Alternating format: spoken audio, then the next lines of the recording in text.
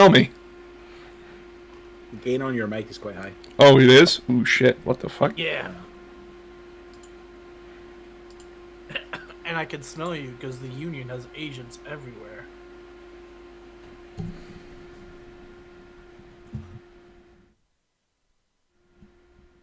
What the fuck? Why is that so high?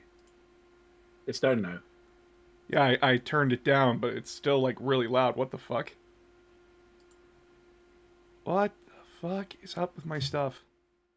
You didn't get a new mic, did you? No, it's still the same mic. I don't know what happened with my audio settings. Huh. Cat, did the cat jump on your desk? She always does. Voice and video. Oh, my input volume is, like, cranked the fuck out on Discord. What the shit? How's that? Yeah, it's fine. Much better? Mm-hmm. Alright. Holy shit. Sorry, guys. Yeah. It's better doing that before you go live. So. Well, I did go live, so I was blaring Oh. the eardrums out to start. What the fuck? What the shit? Why was my mic acting up? Where's my volume mixer? Where's my settings for everything? Hold on.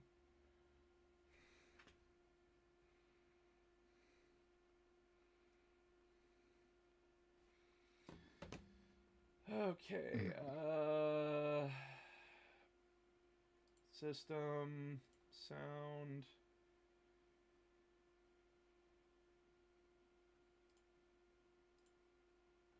Input volume is at 100. Okay. Hey, Spring. How you doing? Aha, Spring. Hi, Spring. How you doing? What the doc doing? What the dog doing? So I kind of ran into a problem. Since Thousand Sons are probably getting their book, probably what? Yeah, like it's May. it's I want to say. yeah, like when is Edmonton? June 13th to 15th. Yeah, your book will probably be out then. So yeah, list crafting at this point is probably not possible. Yeah, at that point, it's just like, what am I trying to accomplish and what am I trying to bring? Yeah, like 4,000 Suns is probably not possible. Like, Yeah. um, There was also orcs, but the problem with that is that I'd have to buy a second orc codex so I could have a code to use on my phone, right? Because my wife took the orc codex for herself, which totally fine. could use her sign in. Yep. But then we have after that, like the top three is Sisters of Battle, Orcs, and Thousand Sons. So I'll just create a list of what I have for like Thousand Sons because I know my Thousand Sons like the back of my hand. Yeah. List. Bring me. But also, like, if they get the robots, you're gonna want to take the robots. Oh God, Oh, give me new units, fucking GW. The Infernal Master was great, but I need a little bit more. I need some more substance with my McDonald's, you know? Mm-hmm. What I mean, like, what would you like to see Thousand Suns get? Genuinely. I would like our fucking psychic phase back. Okay, that's not gonna happen. I know it's not gonna like- happen. I know it's not gonna happen. It's wishful thinking on my part. I want my magic back. Also, legitimately, do you want the psychic phase back or do you want psychic powers back? Because, like, in AOS, they don't have a magic phase. You have magic powers that you can use in different phases. I would like that, genuinely. Because, like, I think that when people are like, I want the psychic phase back, I'm like, do you actually want your opponent sitting there for a phase if they don't have any psychers, not doing anything? Well, when I say I want my magic back, I want it to be a mechanic that's interactable, right? Not just like, Arimon's stuck in a unit and he gives them X. And it's a psychic ability. That's boring. That's lame. I want the interaction. Yeah. Or I mean, at this point, I want psychic ability to mean more than just a keyword. Yeah. Like I saw someone had a suggestion, which is that like psychic powers, they allow an armor save, but they don't allow an invulnerable save. Yeah. As a little psychic bit. powers work the opposite to normal damage or whatever. Like that's the like do something with it. 2 times exalted sorcerers. Sorcerer in Terminator armor.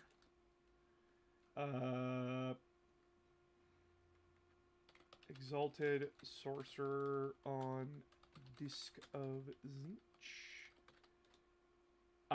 I apologize if I didn't spell Zinch right.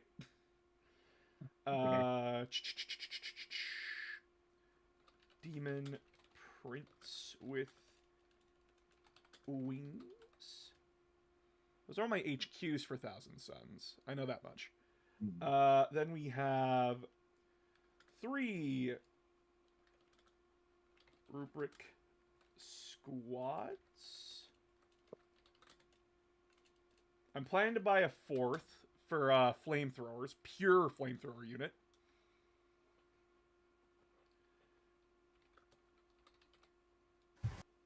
We have... Yes. Bring your flamethrowers. Ooh, so I have 4 units of 5 rubric terminators.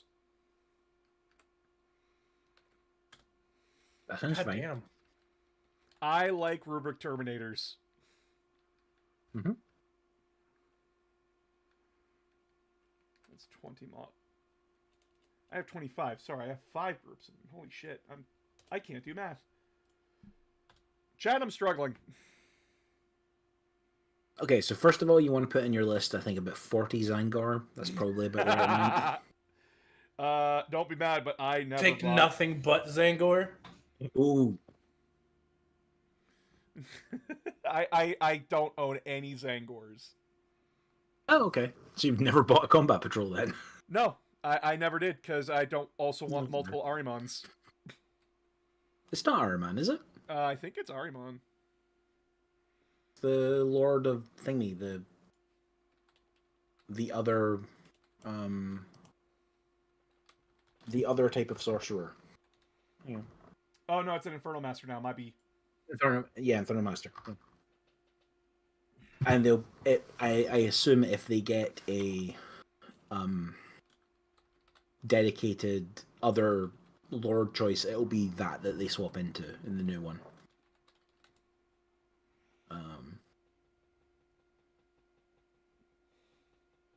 Trying to remember everything that I have for Chaos, and it's just Yeah, maybe don't put Predators in your list. No, Predators are garbage. Holy shit. I mean, yeah, but they're also possibly not going to be in Thousand Suns. What? Well, if Emperor's Children is anything to go by.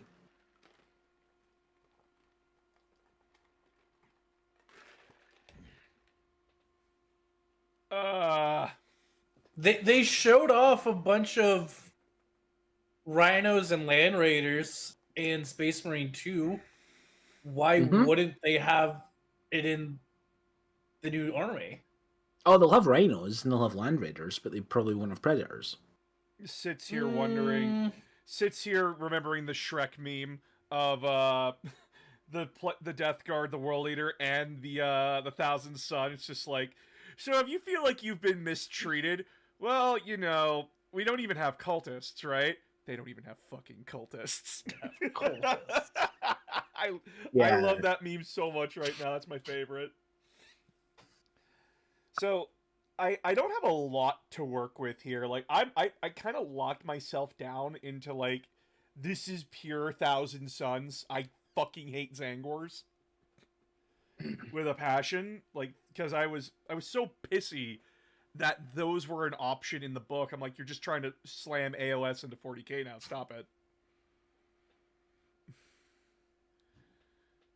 I like the part when John's Sons was cloned 1,000 times. How dare you? We didn't clone shit.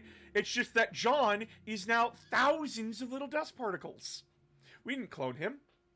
What do I look like? George Lucas? We Death Guard are pretty No, well he fed just so has far. really powerful seed. You know, Magnus Yeah, Thread's it's got just some pretty powerful seed if you catch my drift. Yeah, to be honest, it's just like the other Chaos Legions that are kind of lacking in vehicles, unique vehicles at Oh the my moment. god, don't get me started on Thousand Suns right now. Yeah. Fucking Christ. They make a demon engine based entirely around supporting psychers, venom crawlers. What army would really benefit from that when the venom crawler came out?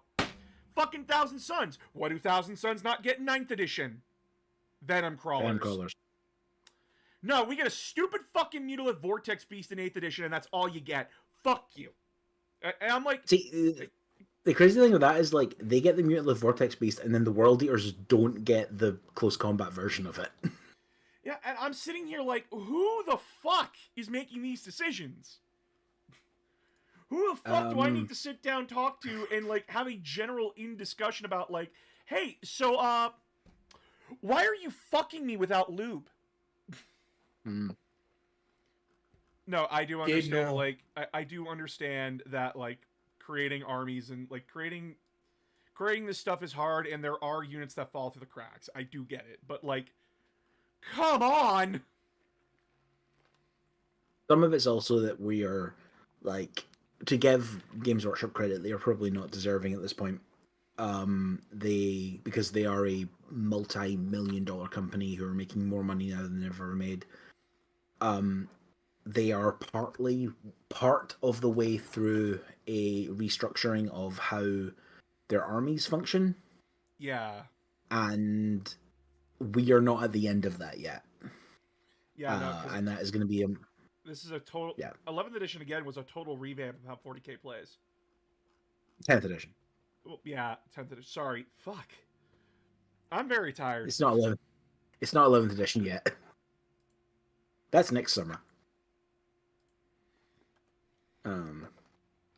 Which hopefully will not be an index edition. I very much don't think it's going to be an index edition, so, like, people going mental about it can calm down, but, like... Please don't make it another index edition. Please, for the love of God. I very much doubt it's going to be, because, again, they're... From a business perspective, they are pivoting their business to be about what they've accepted that they've probably got, like, their business was structured around recruitment for a long time, like recruiting in new players. Yeah. And now they've had a massive boost in players, and now they're pivoting their business to be structured around retaining. Which is good. You want to retain that player base. Now, I'm sitting here... I'm sitting here just going, like, theory crafting right now is just not going to work at all, because all these rules could change. Because, like, a lot of stuff changed when Chaos came out. They actually made Mauler Fiends semi-viable when Codex Chaos came out, even though I don't use them in my Chaos Space Marines because I got a lot of better melee options. But in Thousand Suns, like, where's the Mauler Fiend? Oh, I just passed it. This is really, like, your only anti-armor melee option outside of just trying to spam Strength 5. And you can ally in a knight. Yeah, you can ally in a knight, but then it's taking away from, like, what Thousand Suns want to be doing, right? I mean, it's a knight. It's killing the tanks that are killing your Scarab Cult Terminators. Yeah, but then I can't bring Magnus. You probably can. The points in this game is incredibly hoardy. All right, you know what? Right now, let's take a quick look-see at Thousand Suns on the app here. Okay, let's take a quick look-see. Can we ally in a Chaos Knight along with and have Magnus the Red and still have points to slap my Thousand Sun brick anywhere I want? Let's see here. 1,000 Suns, 2,000 points, Cult of Magic. Slap the armored dick. There we go. Hey, thank you for the subscribe there, little bunny. All right, characters. We'll throw in Magnus because fuck you, he's great. Chaos Knights. I have a Knight Despoiler.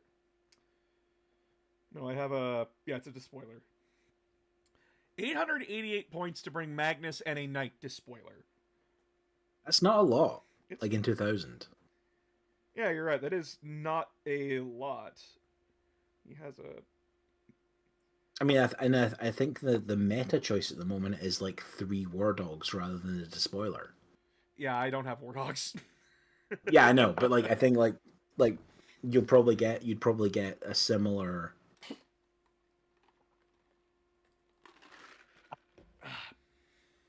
It's 3 upgunned dreadnoughts at that point.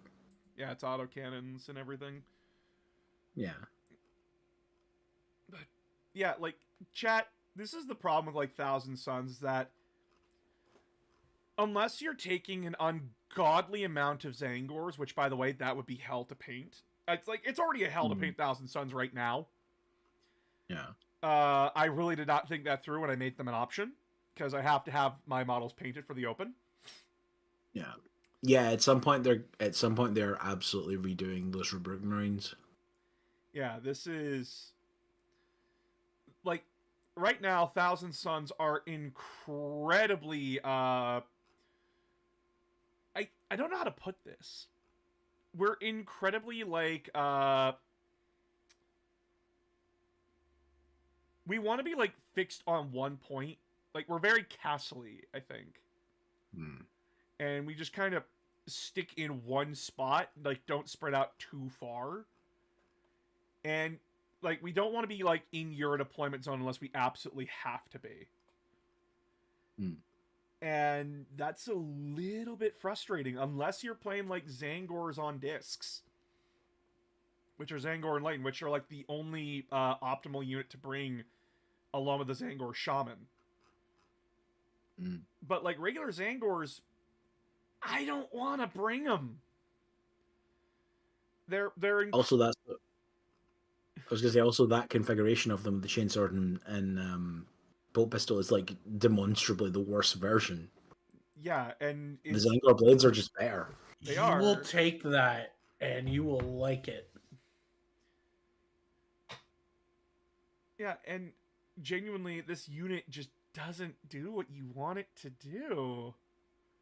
Because they get shot off the board, and then people are like, well, just put them in a Land Raider. I'm not putting a 60-point unit in a fucking Land Raider.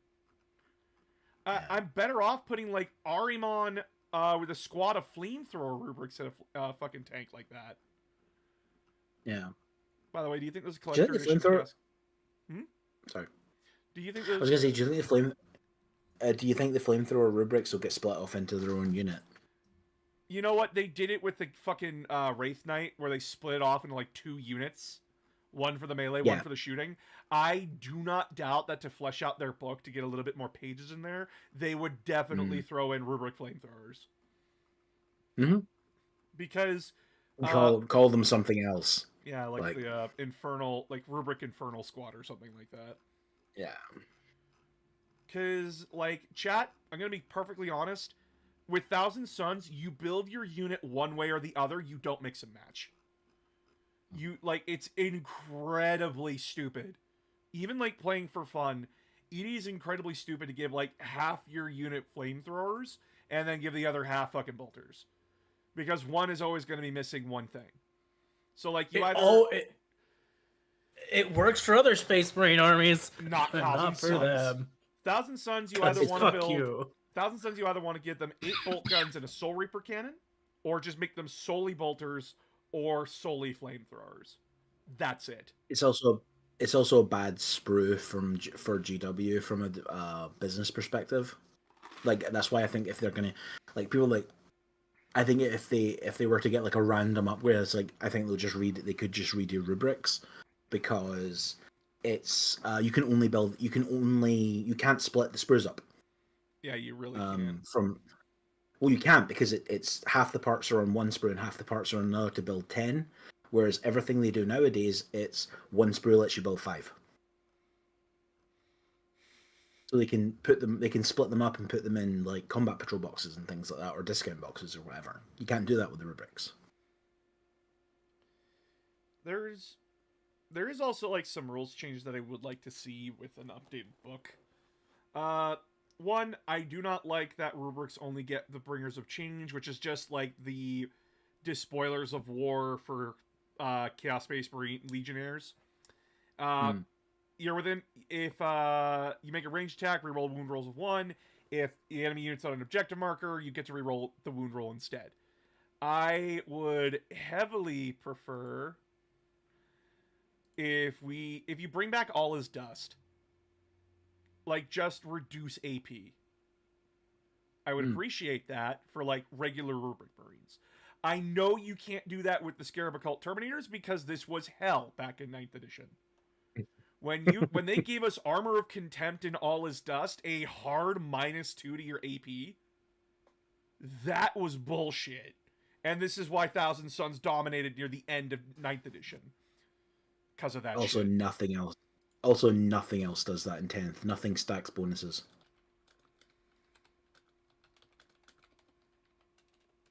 I don't think. It doesn't now, but like I like that Rubric Terminators act as like subtract 1 from the wound roll. I like this one. I would like to see this stay. But for other units, this is actually a major complaint that I've had about Thousand Suns. So the reason why I want spells brought back, but not like a dedicated psychic phase. I want their spells to be like, this sorcerer does this in this phase. Like dedicated phases. An Exalted Sorcerer should be like doing stuff during the command phase. So like because like what's the point in Arcane Shield here? Why does it have the psychic keyword? That makes no sense. Why? It's just added text. Like I'm already a psyker.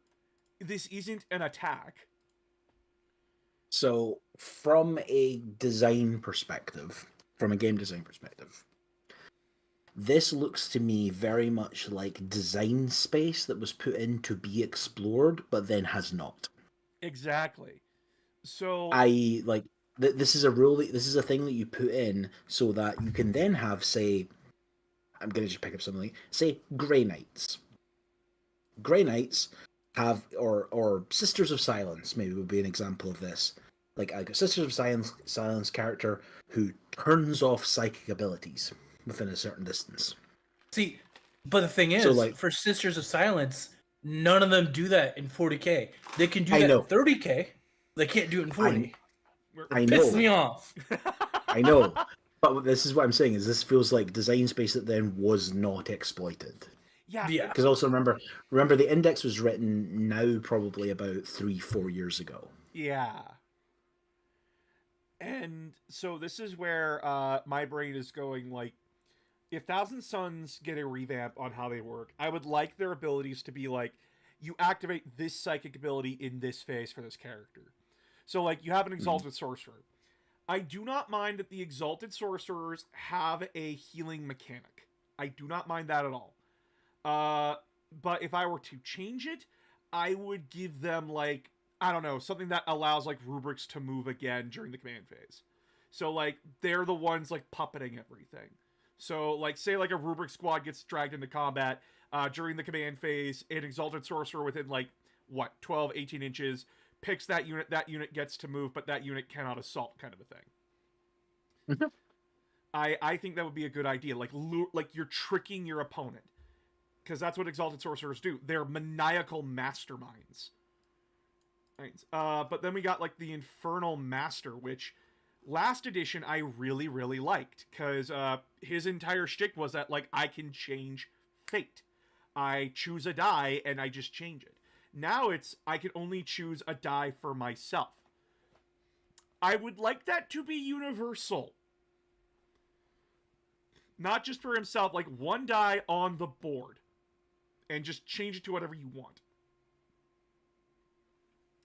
So like I don't know, I want his Screamer Invocation attack. I roll 2d6. One of them is a 1, the other is a 3. I turn that 1 into a 6. Or I have a hit roll from a Rubric Terminator and it fails to wound. I want to turn that into a 6.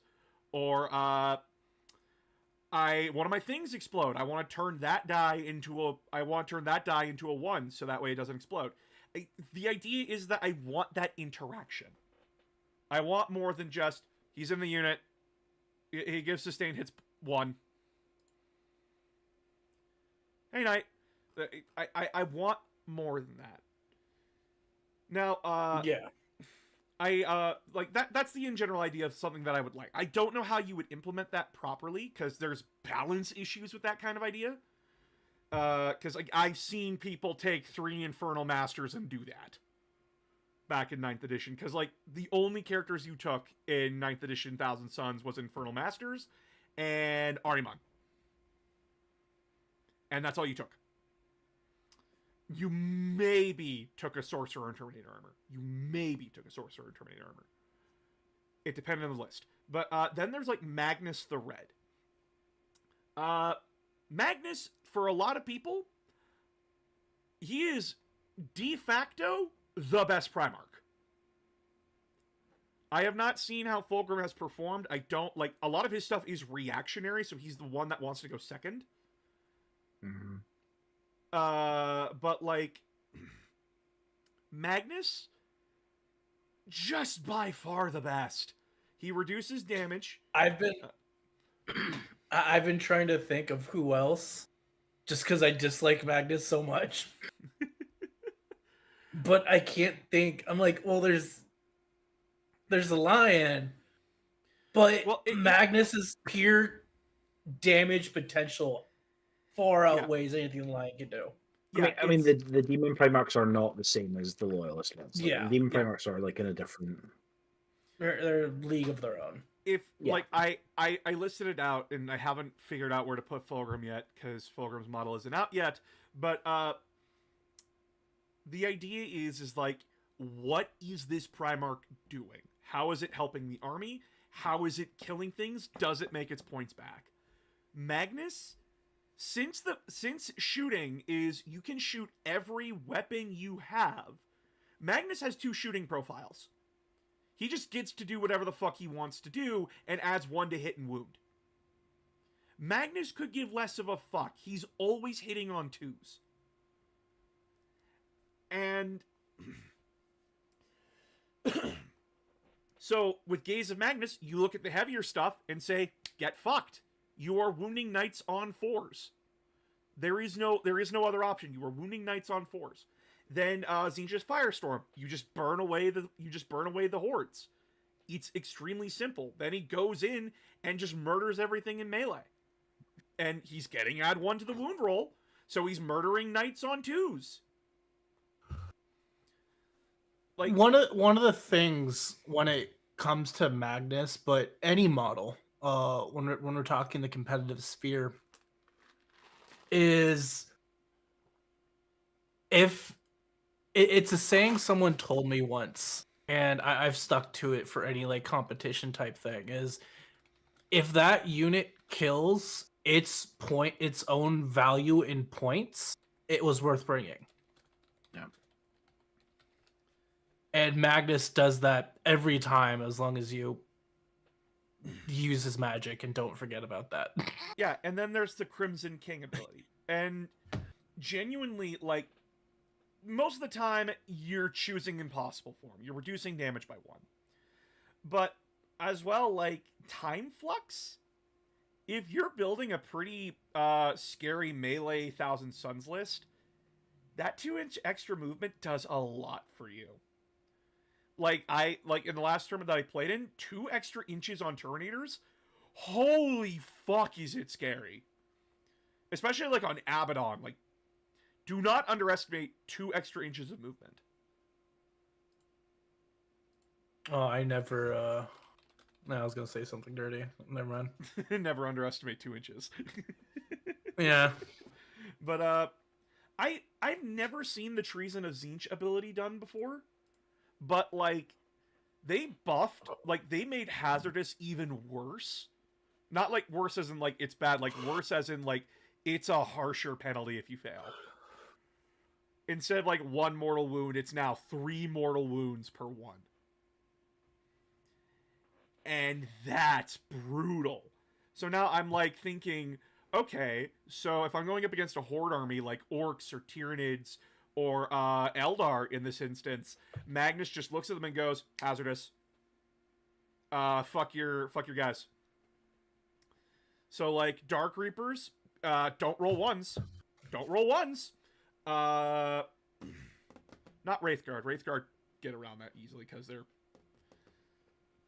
But like any ranged unit that's like trying to weigh you down in shots, don't fire. You are shutting up a whole unit. Because the opponent would rather not risk it than risk it a lot of the time. Unless like they're in like dead heat or they are ballsy as fuck. Like, so they just made Treason of Tzeentch even better with buffing hazardous the way they did. But at the end of the day, like, this is probably going to change. Like, just like how Angron's probably going to change, just like how Mortarian's going to change. These are all subject to change. Which makes it very hard to plan out ahead. This is all I have for Thousand Suns, by the way. I have 30 rubrics. I have 25 rubric Terminators. I have 2 Mauler Fiends, 20 Cultists, a Hellbrute, 2 Land Raiders, 2 Exalted Sorcerers, Sorcerer and Terminator armor. Oh, I do have a regular Sorcerer. I should put that there. There we go. I have a Sorcerer. I have Magnus the Red. I have Ahriman on Disc of Tzeentch, which I painted myself, and I'm very proud of how he came out. But at the same time, it's just like, this tournament is so far away. And we're getting like 3 more books before that tournament. Possibly 4. Because they're releasing like 2 codexes a month. Because despite popular belief, Emperor's Children have not come out yet fully. No. Which is really weird. I don't know why they didn't come out fully. Because they like having the pre-order boxes.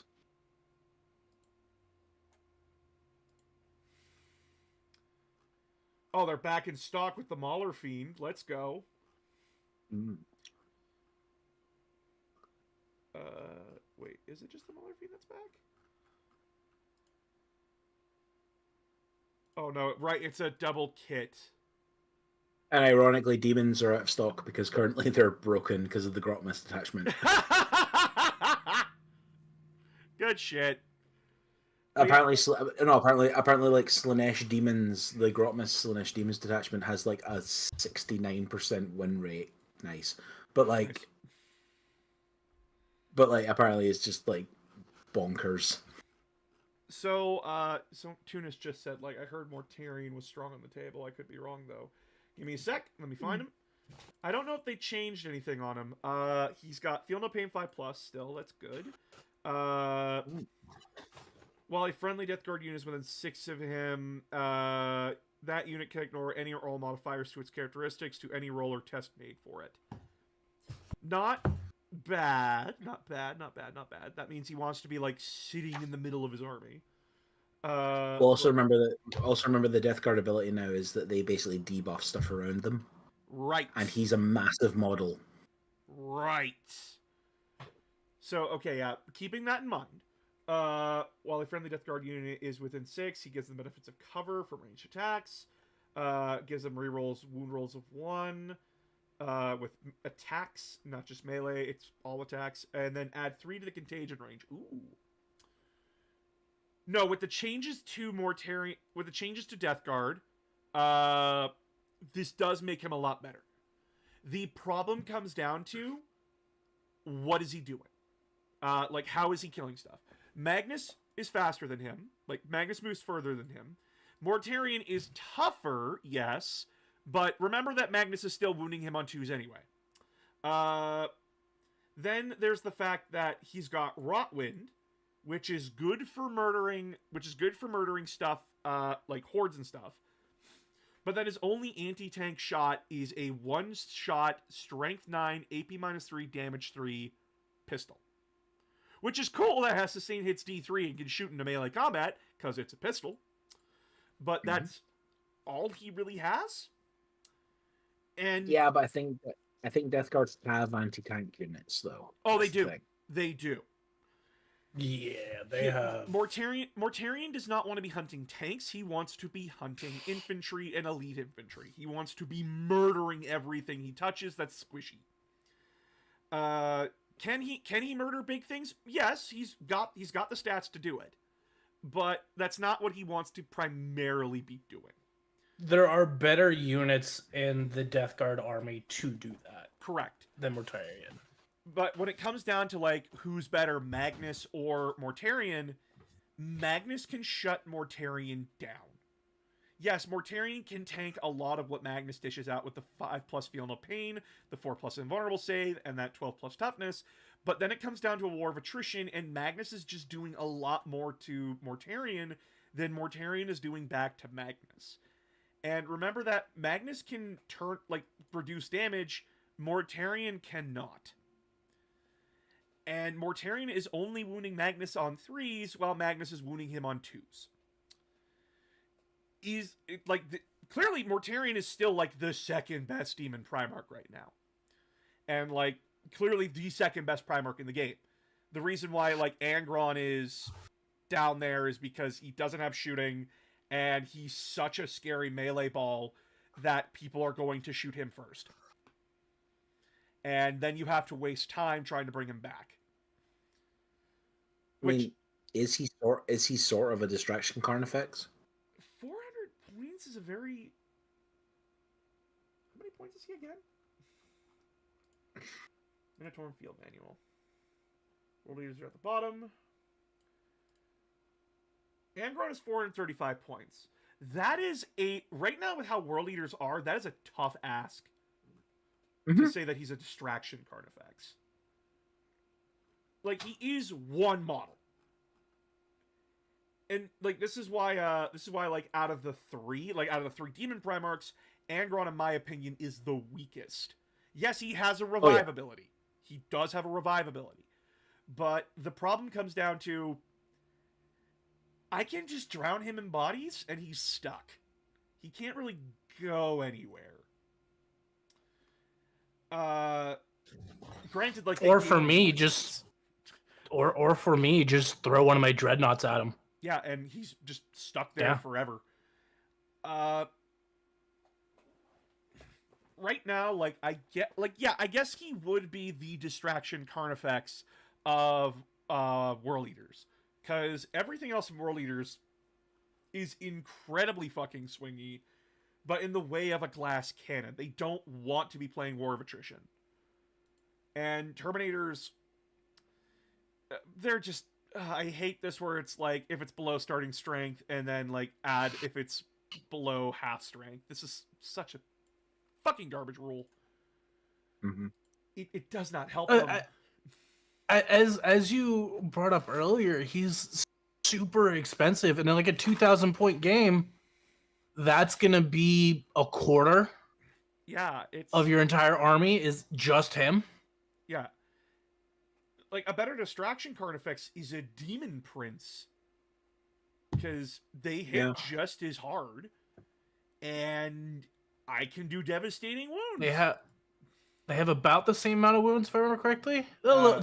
He has 10 instead of 16. But at the end of the day, that those 6 wounds aren't really going to matter much. Yeah, and... Oh, wait, did he lose his revive ability? What? What? Did he lose revive? I don't see it. They did not take his revive away from him, did they? Is it on the second card? No. At the start of your charge phase, select one Wrathful Presence. Reborn... I'm stupid. I wasn't reading. Each time you make a Blessing of Corn roll, if this model is destroyed, you can use a 666 to bring him back. That is... You are asking a lot of your dice. You are asking a lot of the odds to bring him back. because you are rolling 8 dice, but rolling 3 6s?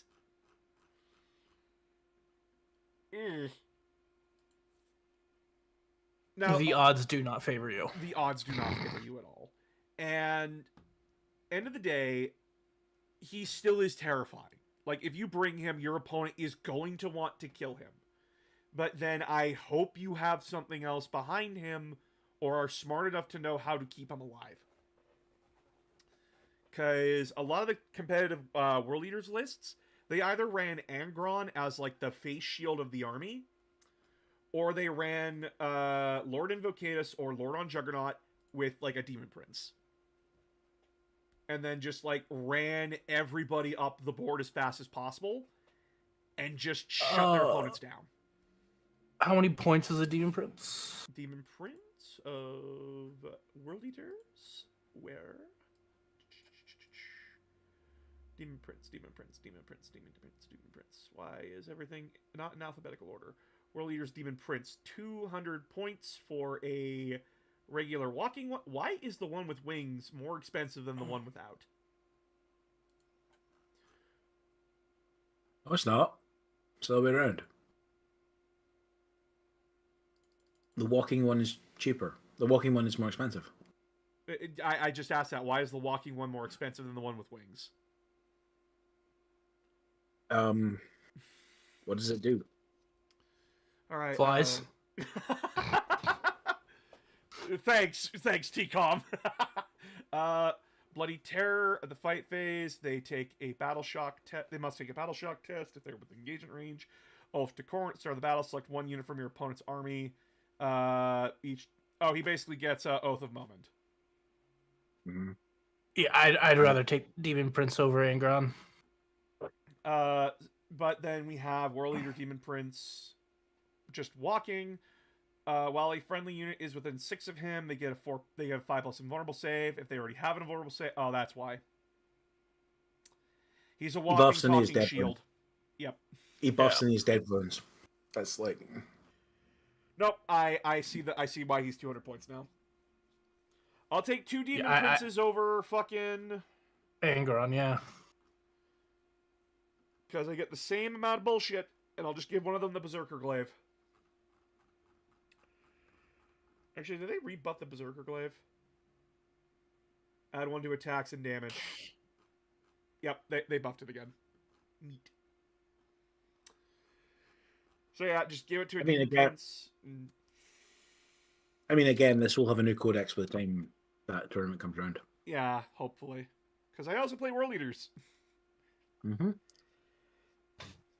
Okay, is it fucked that I went from, like, the Death Guard is my favorite Traitor Legion to the Thousand Suns is my favorite Traitor Legion, and I don't like Death Guard anymore? No. So, I think 30k Death Guard and 40k Death Guard are very different. So, from what I'm hearing is that I can stop Angron by blocking him with 216-year-old guardsmen a turn. Yes. That was the joke when he first came out. Like, GW released an image of, like, how many models can Magnus kill? How many models can Mortarion kill? Here's how many models Angron can kill. And then every guardsman player, so what you're telling me is that I only need 80 bodies to keep him busy. Yeah. So you're telling me I only need to bring 81 men. Exactly. 80 men walk into hell, 1 comes back.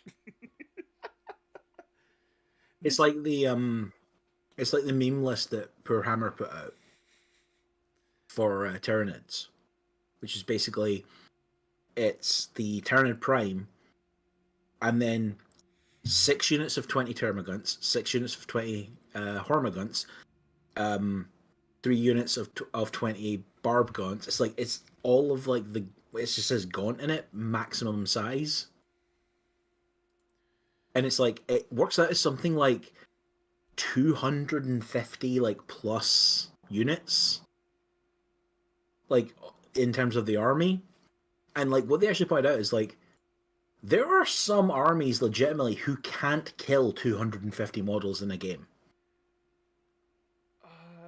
Like, hey Will, could you help me out here for a second? Mm-hmm. How tall is Korvax's Utterblight? Like, how big is the model? Ooh. Oh god, I have not seen that model in a while. Oh, there's a size comparison. You missed it. Oh, there is? Go back. Yeah, go back up. There was a size comparison with a couple of there we different are. models. Would he be a good Demon Prince model to bring?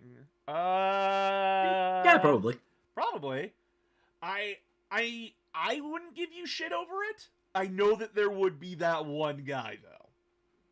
I mean, you stick that on on the proper size base, and yeah, that's a demon prince that GW have released that is like, Yeah, genuinely, like, just put him on the Demon Prince base and that'll be fine. yeah, he looks fine on it. Yeah. This is why base sizes should have, or model types should have default outlines. That doesn't matter what the model looks like. Hey boss, what do you think about my army? I have a Mechanicum battle group and a Lancer Knight, both from Horse Heresy.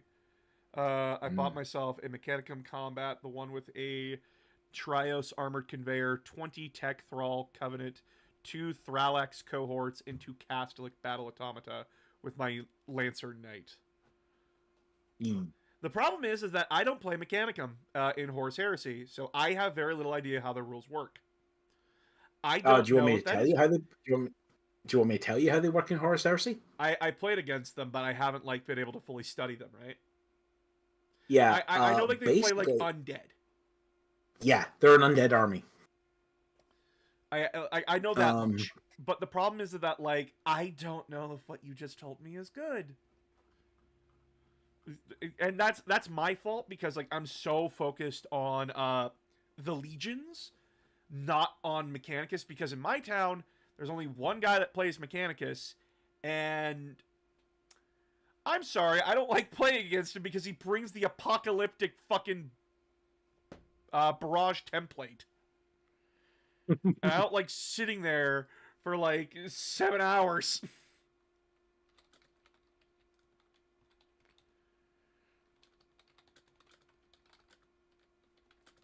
Oh, you would have had fun with a thud gun template back in the day. I remember Thud Gun. Don't fucking remind me of Thud Gun.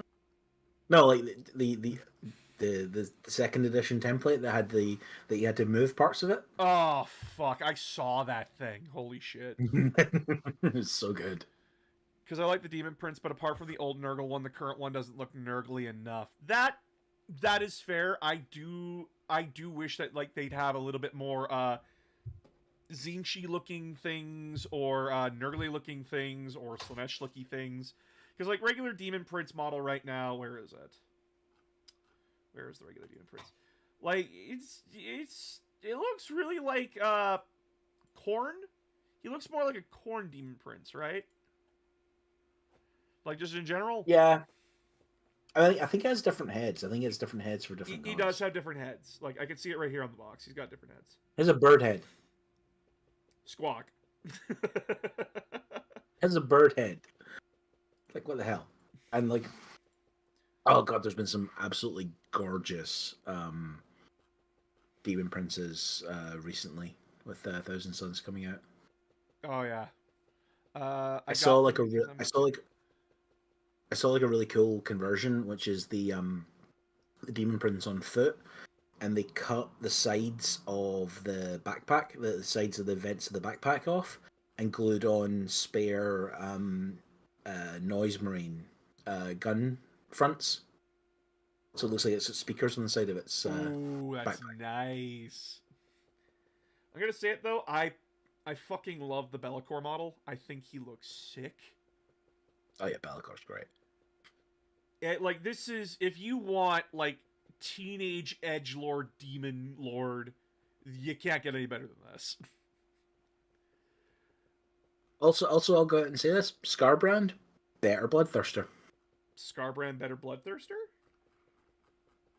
He looks like a better, but he's like the Bloodthirster is fine. Scarbrand looks better. I gotta remember what Scarbrand looks like. Like, there we are. I mean, yeah, fair, totally fair. I love the trashed wings. I think those look sweet. Is it bad that, in my opinion, I wish the Bloodthirster didn't have wings? I think like they should have just gone like full in on the Minotaur kind of thing. It's always had wings though. I Like know. it was the one like um it used to have wings on its head. Uh, No, seriously, look up like original Bloodthirster. Like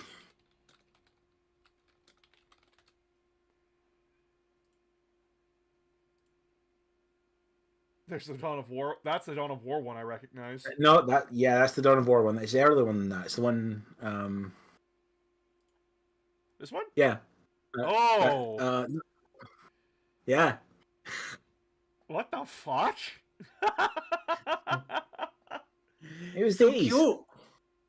Actually, there was So an original cute. Angron model, wasn't there? Yes, right. Everyone makes joke about it. It was for epic. It was meant to be an epic scale.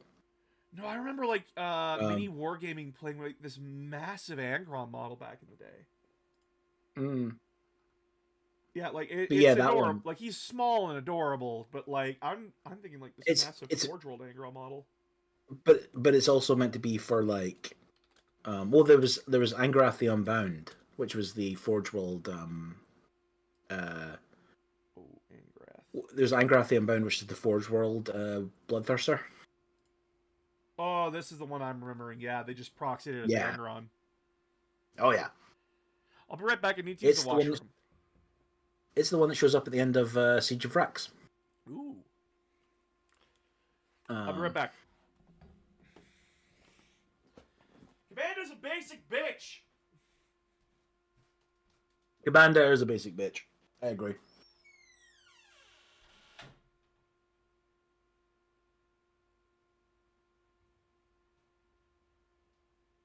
Now that the boss is away on stream, we can make all sorts of promises and he can't stop us. I promise, boss will feed me potatoes. He would have to ship you potatoes, and at this point that might involve import taxes. I've had someone ship me potatoes before for a joke.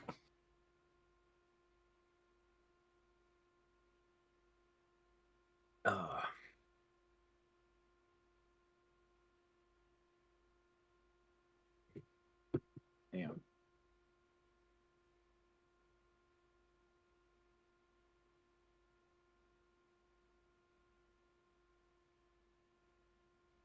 I'm looking at the original Mortarion as well.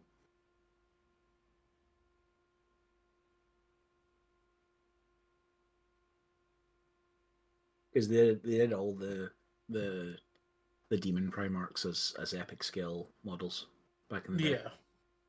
Yeah, I remember. Very early 90s. I remember. Do you remember? I remember. I remember.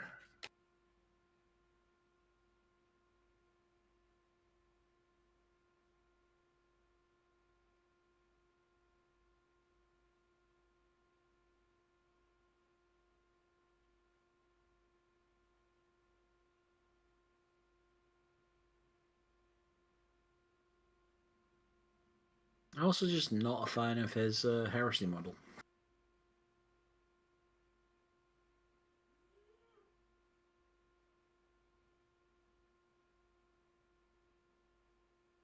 No, we want to talk about heresy models. Perturabo.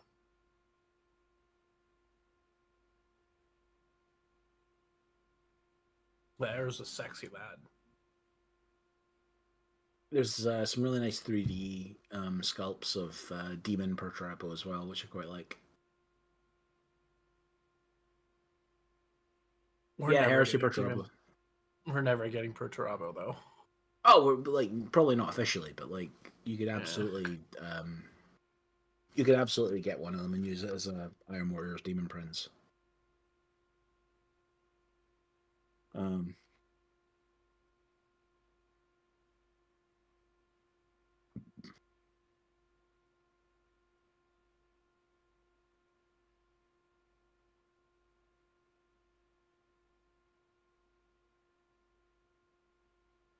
Yeah, I forgot. He's like on a Titan. Yeah.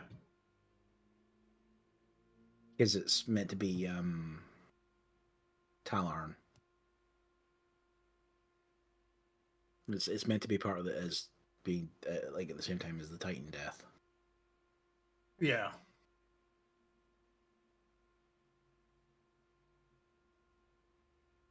Look at that model.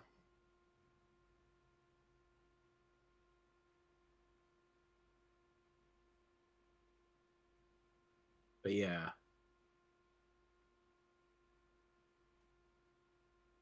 Yeah, Eric, he's the Primarch of the Iron Warriors. My favorite Chaos Legion. And Can't no put one it on. else's. Can't All right, put but it yeah, in Commander's chat. a bitch. Sorry about that. Commander's a bitch. Commander, when has Yeah, Commander been relevant? Outside of breaking about Sanguinius' legs once. he's about as relevant as Samus is. But Samus is the man beside you. But yeah, He's the man behind you. yeah, no, He's the like man inside you. Chat. I'm gonna be like I'm gonna be the person that breaks the bad news here. Cabanda, yeah, like they built him up in the Horus Heresy to be like this really scary demon. He breaks Sanguinius' legs once, and then Sanguinius for the rest of the series proceeds to make him his bitch. I mean, hey, he shows up in Desolation of Battle. Cool. What happens to him there? He gets handed his fucking ass again. Yeah, I was about to say. He kills a bunch of Tyranids. Yeah, and then Dante beats his fucking ass. Yeah, because he's Dante. Kavanda, fucking like he's terrifying in Horus Heresy. Do not get me wrong. Like 4+ invulnerable save, toughness 8. It will not die 5+. So he's got regenning wounds. Hammer of Wrath D3. That's good. That's good shit. In the books, basic bitch. Like, I mean, for 550 points in Horus Heresy, is he actually compared to other 500+ point models in Heresy? Like, again, like how many points is like Horus Ascended? He's 1,000 Like, because he's 500 okay. base. He's 500 base, and then he's an extra 500 to ascend him. Okay, but I mean, I think even basic Horus, I'm like, I got so angry when like I learned like, oh my god, he gets a new model and everything, and then it's still fucking then it's still fucking that one plastic type that I just don't like. And it sucks because this is such a sweet looking model. It's so weird seeing him go from like this big fucking giant base of like skeletons and dead marines, and then like actual base size. That's funny. No, I mean, I as do I was like. telling, Sorry. as I was telling Will, Perturabo is the best Heresy model. I will fucking fight you on that one. I will fight you on this. Let's go. Okay, so Perturabo, where is he? Force of Traitor Legions, Iron Warriors. Let's bring him up. Perturabo, right here. Now, do not get me wrong. Look at that sexiness. Do not get me wrong. I think he looks cool. I think this is a cool looking model. God, the Iron Warsmith looks so cool as well. Oh yeah, like the new Warsmith model. Oh, give me that Warsmith model. But I get it. I just hate his fucking head. I hate his fucking. Yeah, fair head. enough. Replace the head, and I'm fine with it. Yeah, okay. But in my opinion, the best model.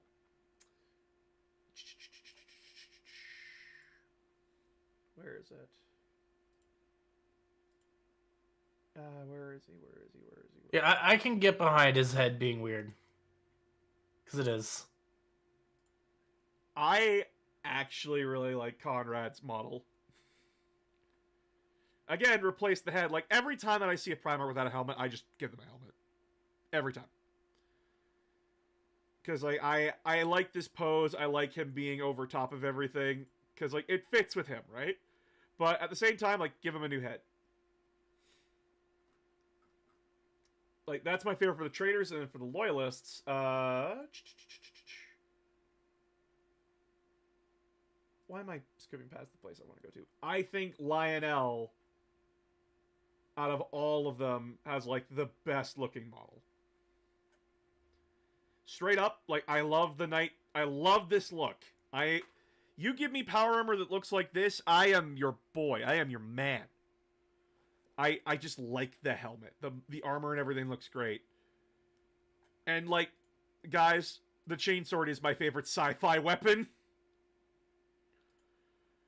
So like, since he has like a giant eviscerator chainsword, yes please.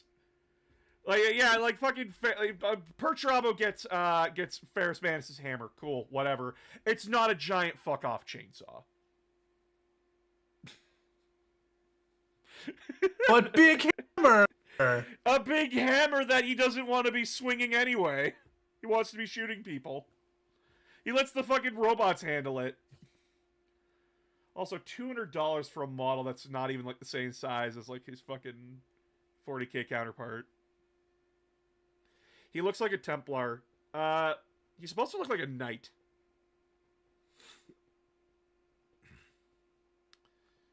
I do like the Dark Angels heresy.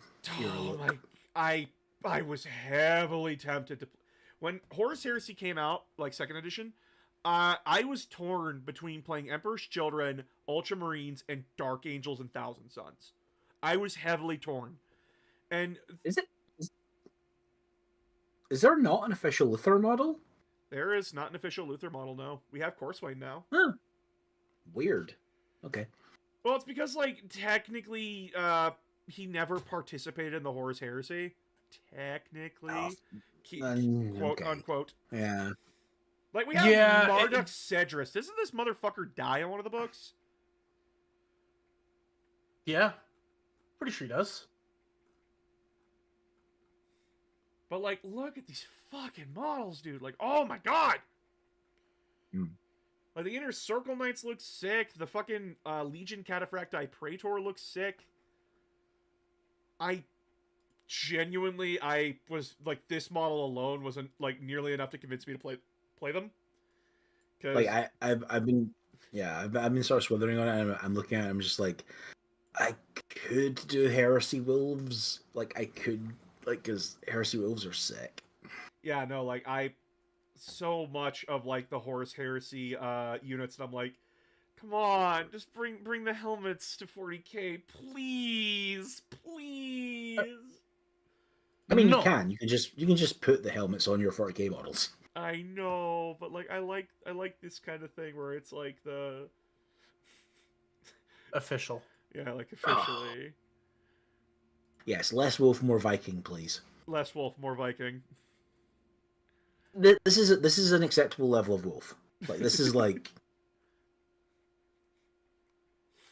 well, here it looks like, in the actual meaning of this word, a fetish, in the sense of, like, it's an animal totem or something like that, as opposed to the furry jokes. Not a fan of the Lehman Russ model. Like, not a fan of. I don't think Lehman Russ looks great. No, he does not. It's. There are ones that do look just terrible. I do not like how Angron looks, and I do not like how Fulgrim and Korax look either. I have seen better Angrons. We have all seen better Angrons. No, but like this is also sort of the thing, is that like there are genuine. Hey, bro. Hi. Then there's fucking Lorgar Aurelian. Fucking. I actually think Lorgar's model fits him really well. It does, but I'm also just sitting here going, why does it look like he's wearing a chastity belt? Yes, but no one gives a shit about Lorgar, and you can just look at Argyle Tal. Exactly. Like, yeah. Okay, chat. Out of all the models in Horus Heresy, Argyle Tal is the best looking one by far. I will not be argued with. I know, like, he's murdering my boys. I know he's murdering my boys in the picture. But I don't fucking care. That's why it's the only one that I own. I want this model, but he's $108. Yeah, mine wasn't. I just fucking love how he looks. So Mm. Argyle the Crimson Lord. What is he a world eater? He's a word bearer. Or- He was the Word bearer. first possessed word bearer. Yep. And his story is great. Like he's like one of the best Traitor Legion Marines. I love how he's just cradling the Ultramarine like it's okay, little one, you can rest now. He's This best is my friends with baby. Karn. He's best friends with Karn. This is my baby. And this is like the group that he's supposed to be, like you're supposed to attach him to. The Galvarback. Yeah. Which means the Blessed Sons. They weren't They're feeling from the- so they're from fucking a- blessed. They're from the Serrated Sun chapter. He is the leader of the Serrated Suns chapter of the Word Bearers. How does this one see? He's got no eyes. And he is also the first canonical person in 40k to kill a Custodes. Yes. We don't like to talk about that. We don't like to talk about What do you it mean? We'll because- talk about it all the time. Because prior to him, no one had ever been able to kill a Custodes. Well, And it no, basically what, was became- what was the meme that I posted today? What was the meme? oh, I he's Well, posted? no the- human did it. No human did it at that point either, because he's a demon, basically. Like, well, what my point was, because Right, a when couple you- when you custodies play- died at Olenor. When you play 1,000 points of when you play 1,000 point match against Custodes, this is getting out of hand. There's 2 of them, now they're And they're both Blade champions. and they're both Blade champions. He killed a Fabstodes. Yeah. Mhm. To be fair, to the Custodes in the book, they ambush him. Mhm. Like they trick him and they ambush him. And it's still not an easy fight. Like Argyltal's like, yeah, no, like I've been given the powers of like an eldritch being, but this guy's still fucking murdering us. Um, And then And also- they, the at that point the custodies didn't know how to fight possessed yet. Yeah, As well. they didn't. yeah, because you also have to remember this is the heresy, and we're possessed. don't Everyone's work like they do. figuring. Everyone's also don't- figuring everything out. But they also don't work like they do in 40k because they're Yep. regular Space Marines, and then they hulk out. Yeah. Like they transform into possessed. They don't stay as possessed for like the full like length of time. How do you think the artificers felt like when they came back and they had to repair the armor, right? Oh, they were pissed. Because remember, every suit of their armor is made specifically for them. They're all custom. Oh, I love the bit. It's just like whatever the artificer or whatever was on like Terra at the time was like, what do you mean they stole his spear? That's fair. Because like Argyle is walking around for like the rest of his time in the heresy. His primary weapon is a Custodes spear. Yeah. Guardian spear. Yeah. Oh shit! That's I still wonder why they so like this fucking so much. funny. It's pretty good.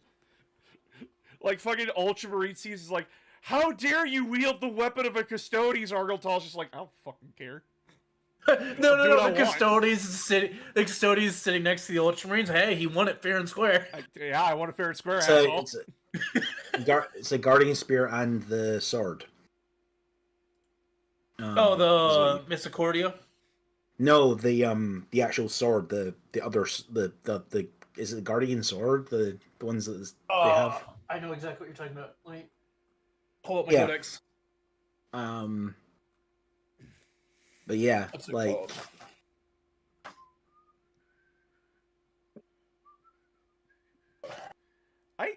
So something No, that I not do the like Wardens. about Ultramarines and Horus Heresy is that we did get like the shield unit as like a elite choice. I do like that. Sentinel Blade.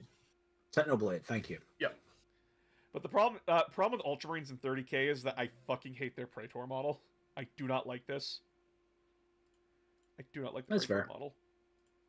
I mean, like it's an Ultramarine. You can literally combine like most 30k, most 40k bits with 30k kits, and it'll get a better Praetor. Yeah. Please, because GW, because release. their visual design does not change a great deal. It really doesn't. No. Like the Caesarian, like the Invictaris Caesarian squad unit just became the Honor Guard unit. Yeah, I actually like Gilliman's model. Gilliman's model is pretty nice. The It's actually a really good. abs. It's a really good like generic. It like because I've seen a few people do this. If you put like a different head on it, it's a really good like generic sort of big leader Primarch model. I just hate that he's standing on fucking marble. Oh, you can take him off that. I know you can. I just like. I don't like it. And I don't like. I know like people are just like, then change the head, and I'm like, yeah, I'll just change the head, and that like give him Mark III helmet, looks good, looks better, looks amazing, looks really good. Or just give him like his 40k helmet, and even better. The abs. The abs. But yeah, where's Sanguinius' model? I look at this model and think this is a nightmare. I look at this. I And look to at think we had a Sanguinius. guy that actually. We had a guy sit there and full on painted one, and it turned out amazing too. I just look at this model and think this is a nightmare. To anybody who And he's does supposed paint to be the most beautiful of them all. He looks like a stroke victim. it. Ooh. Also, just to remind everybody, they have a Dreadnought in Horus Heresy with a jump pack. You think I'm kidding? I know you're not. That's But what's then, funny. but then you play against it, and your opponent says, "And I deep strike a Dreadnought," and I'm like, "With a drop pod, right? With a drop pod, right?" Hey, where's your drop pods? Where's they fly now? Yes, they fly now. In the game specifically, you can either choose to deep strike it, and then it can't use the jetpack for the rest of the game, or it gets a once per game move where it gets to move 12 inches, ignoring all terrain. Because like it's either using the jetpack to like slow its descent, or it's using it to like, I'm gonna just jump and fuck something in the ass tonight. Mm-hmm. And remember, they do not apply lube. This will be dry. Oh no, this is a throwback to Rogue Trader, in which case where all dreadnoughts could take jump packs. Everybody gags you until coffin tanks start flying. Yeah, pretty much. Mm-hmm. It is fucking terrifying, chat. I don't like. I also do not like the Sanguinius model. I think it's awful. The Sanguinius model looks terrible. I Hopefully stand that's by one of what the- I said. Hopefully that is one of the ones that gets redone. Hopefully. Where's the Death Guard? Especially there they are. Death Guard Legion Cataphracti Praetor with giant power axe. Death Guard Legion Praetor with power scythe. There's their Death Shroud Terminators. I do like that in their Grave Warden Terminators, they just have flamethrowers in their helmets. That's really funny. Like, just release like noxious gas in front of you. It's just like, that's rude.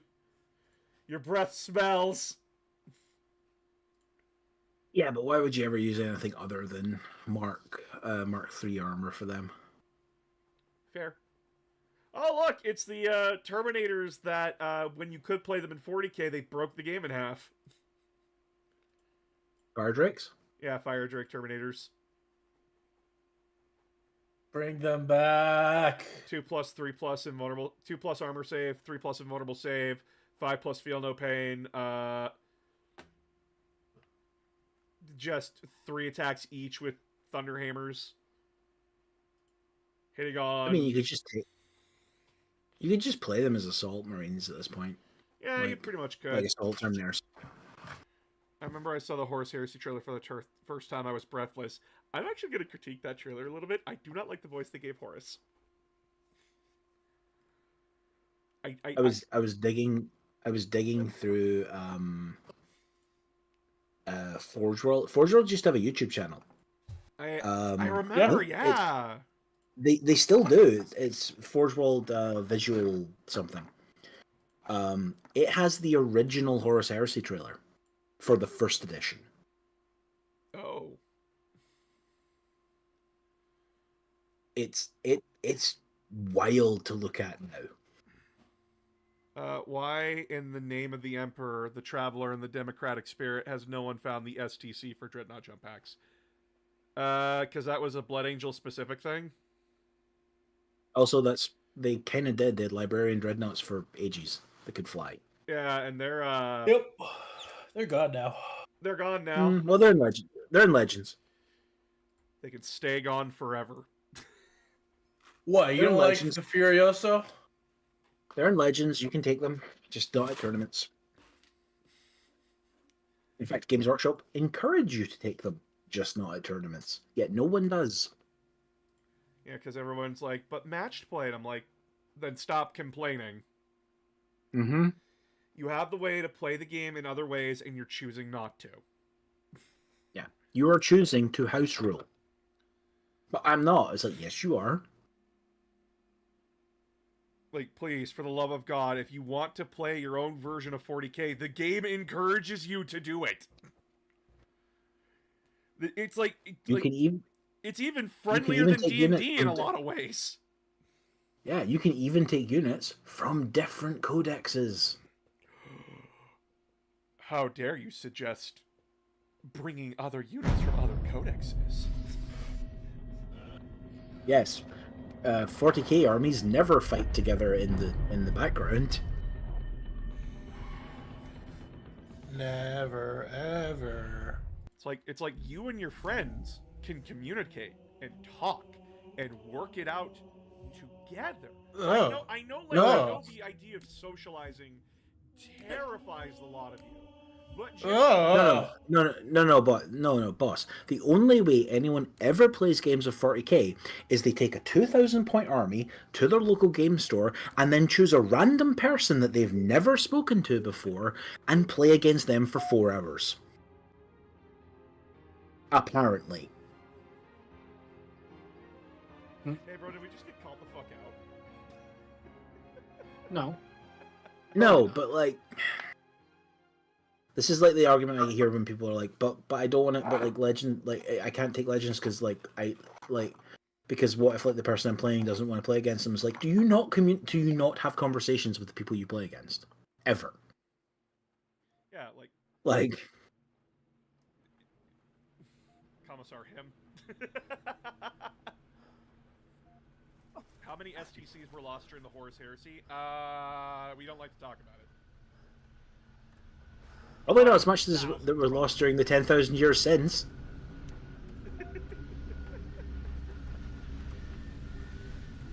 How funny would it be if there was a book and it's just like the recovering of the same STC over and over again? And it's like one tech mage who's been alive all these years, like he's the one who's constantly like, oh my god, that got lost again? What the fuck are you all doing? Kind of a thing, right? Mm-hmm. It's like there was a joke at one point about like there's one Forge World that makes like a particular gauge of bolt, but the Forge World that made the compatible nut was destroyed like 10,000 years ago. So it's pointless. Remember, Well, they keep producing it.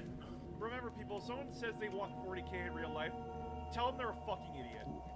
If they ask why, respond with, if I lose a plant that makes a very specific lug nut for a very specific thing, your entire infrastructure is fucked.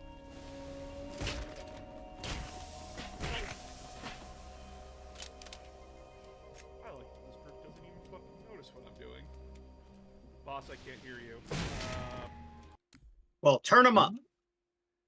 You can't hear me? Dude, if I increase my volume anymore, I'm like fucking everyone's eardrums. I do not know what's going on with my mic today.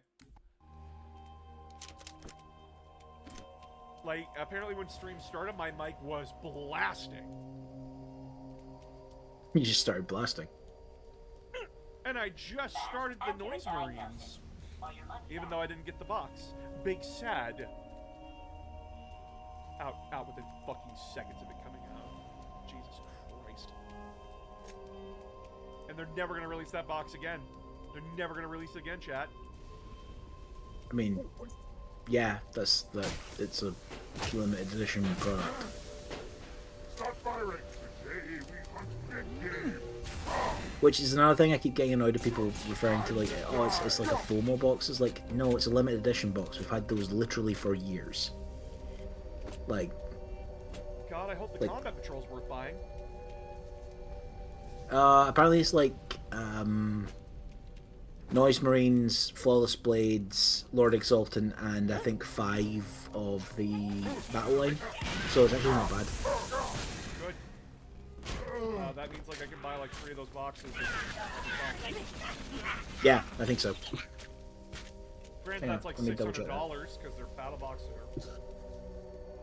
That'll make a fine trophy. It's stuck. I mean, I'd say go third party if you can, but...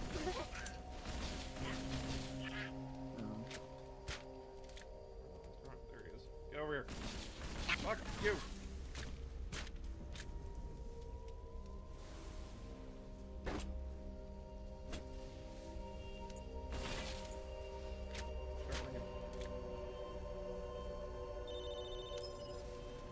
Excellent.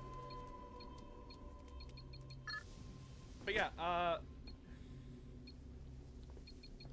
this is like the major complaint that like we're having a lot is that like a lot of people in 40k need to just start playing open play if they're tired of fucking matched play. There are options. There are other things than matched play. Hello, Blade Charge. Like, play with 8th edition. Play with 8th edition missions. Play with like old ally rules, that kind of thing. Just talk to people. Oh, No! sorry, I was wrong. I was wrong. It's 1 Lord Exultant, 6 Flawless Blades, and 10 Infractors. You don't get Noise Marines in it. Well, the flawless blades are still good. I mean, yeah.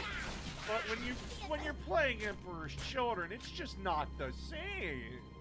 If you don't have Noise Marines. What do you I don't mean? know. People have Everything's been flawless anyways. people have been literally saying the bolt gun battle line guys are probably the best battle line in 40k at the moment. Well, yeah, they got fucking scout move. They have like a Lord Exalted with them. Scout, infiltrate, all of their weapons have precision. Yeah, the Yeah. Eldar Wraithless just started crying. Yes, we did.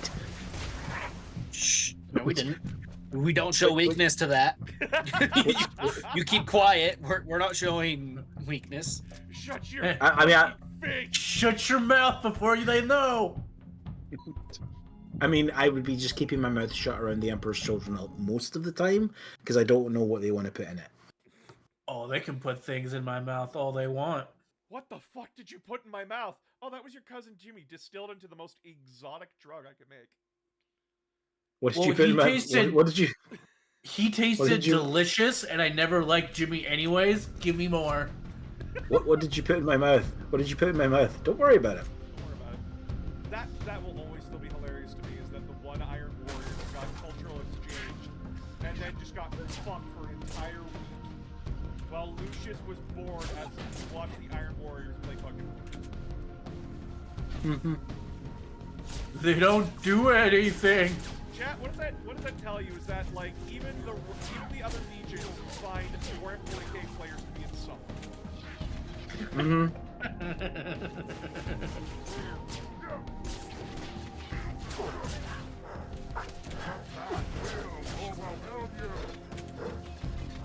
The problem with that is that it does just prove that the Iron Warriors were absolutely good meta chasers. Oh, absolutely. Like,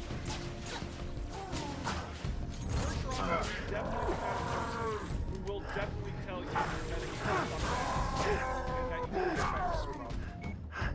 Mhm. That kind of fucking movie. He'll break the fourth wall just to punch you in the face and call you a bitch. Yes. How dare you use me in such a way? Looks at my list. He's like, "Why the saw fuck your are pod you hit. using Havocs? You're one lucky SOB. Basic bitch." And See any more come down? Ah, negative. But I didn't see much of anything I'm after that actually flash. really pissed off because I took 250 points of Havocs in the tournament that I played in.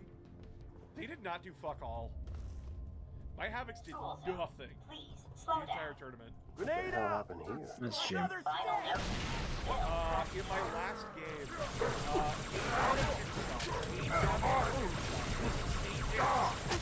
fire into a stern guard squad, hitting on two and not be modified. Like, ignore negative modifiers. I rolled 7 once.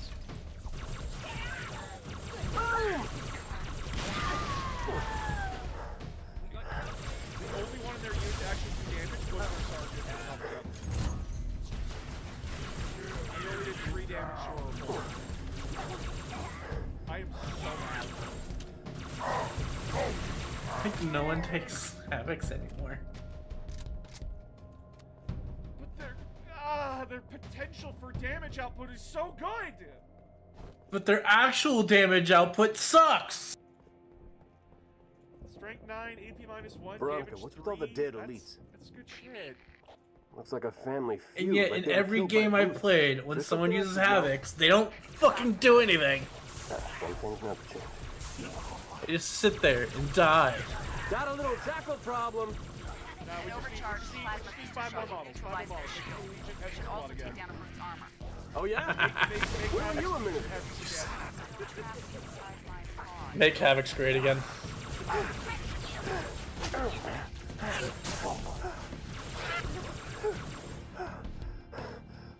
If you harm my fluffy boy, my fluffy gassy boy, no one on earth will be able to save you. Which guy is this?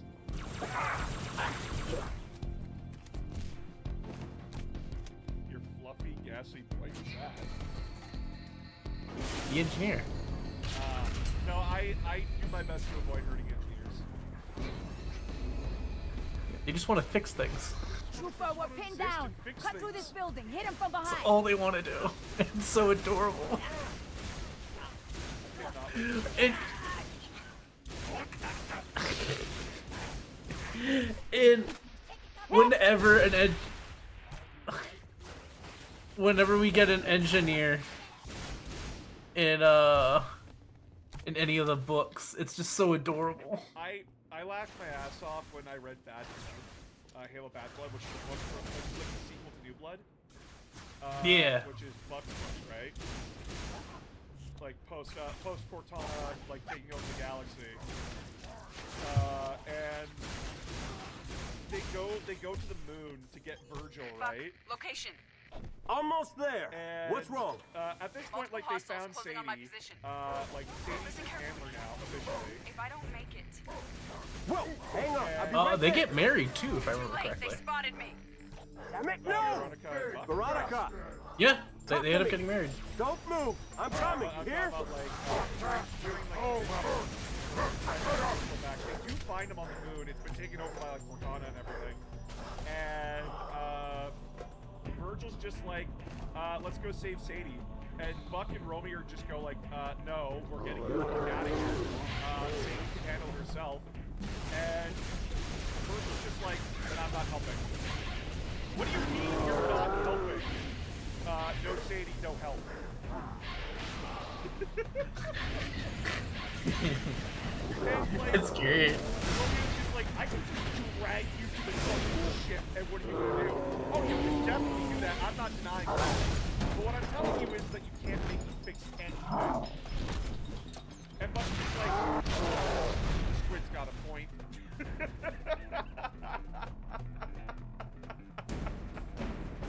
It, just like, Virgil is so sassy, and I love it. It's straight up just like, nah, you saved my friend or fuck you. That's some damn loyalty. Attention, travelers. The game is higher than your voice. On lower level. Alright.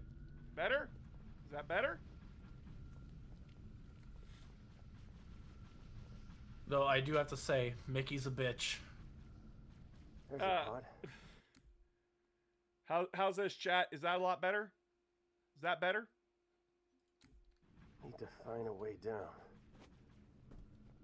Is it better, chat?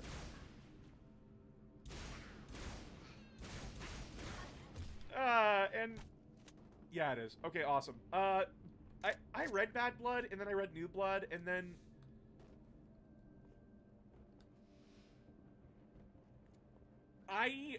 reading Bad Blood really did give me like a fresh perspective on Mickey. He's a traitor. Well, there's a good reason. Like there's a reason for it. And He killed Rookie! no, he didn't kill Rookie. He got Rookie killed. And he wasn't a traitor at that point. He was still loyal to the UNSC at that point. It wasn't until he became a Spartan when he joined the Innies. So in Bad Blood, we do get his reasoning. Like we do actually get like the talk between him and Buck. And Mickey basically flat out says like, I didn't change, the UNSC did.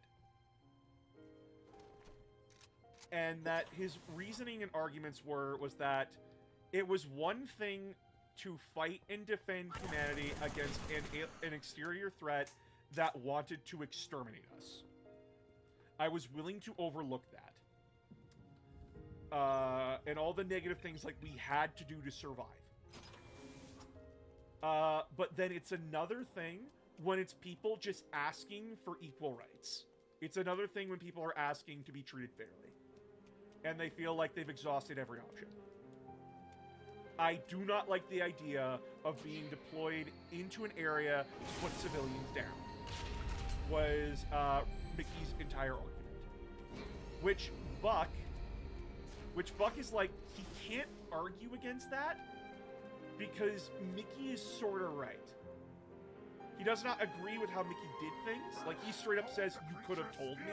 We could have worked something out and figured it out. You did not have to do what you did. And Mickey's like, yeah, probably. But what choice did I have at the end of the day? And that's where, like, you hit him on the, you had plenty of choices.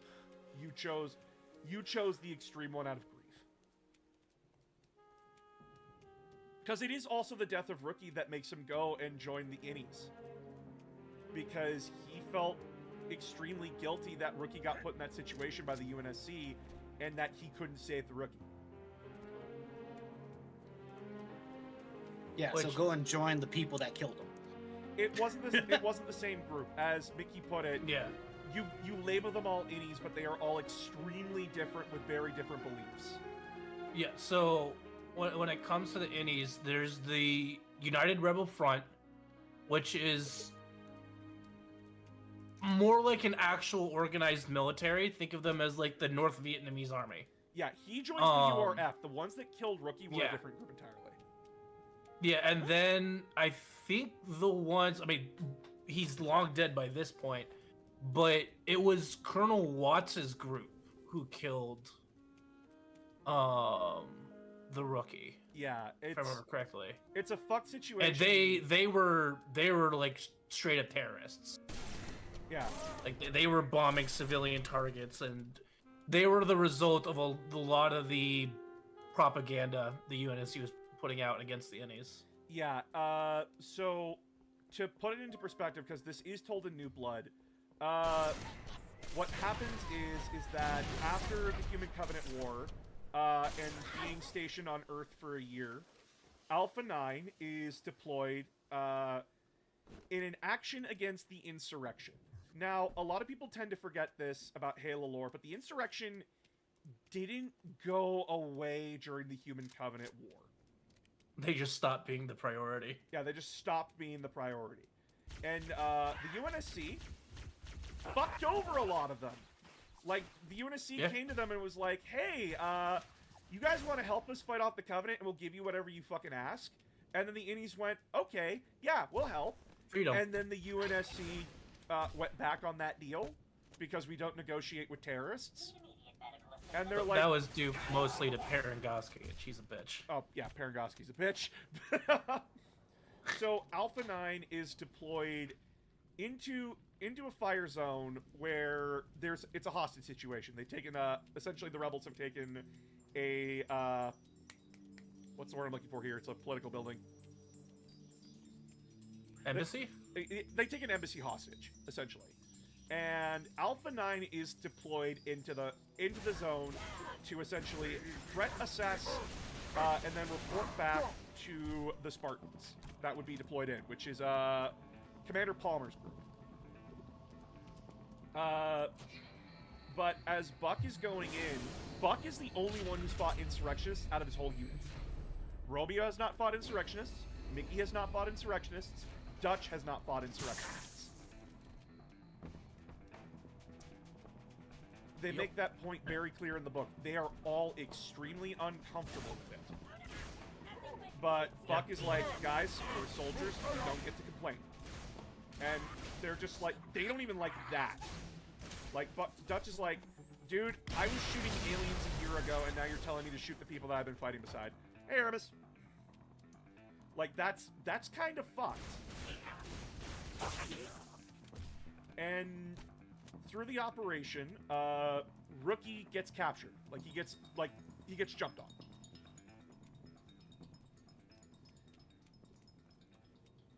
And he's brought inside the embassy at gunpoint.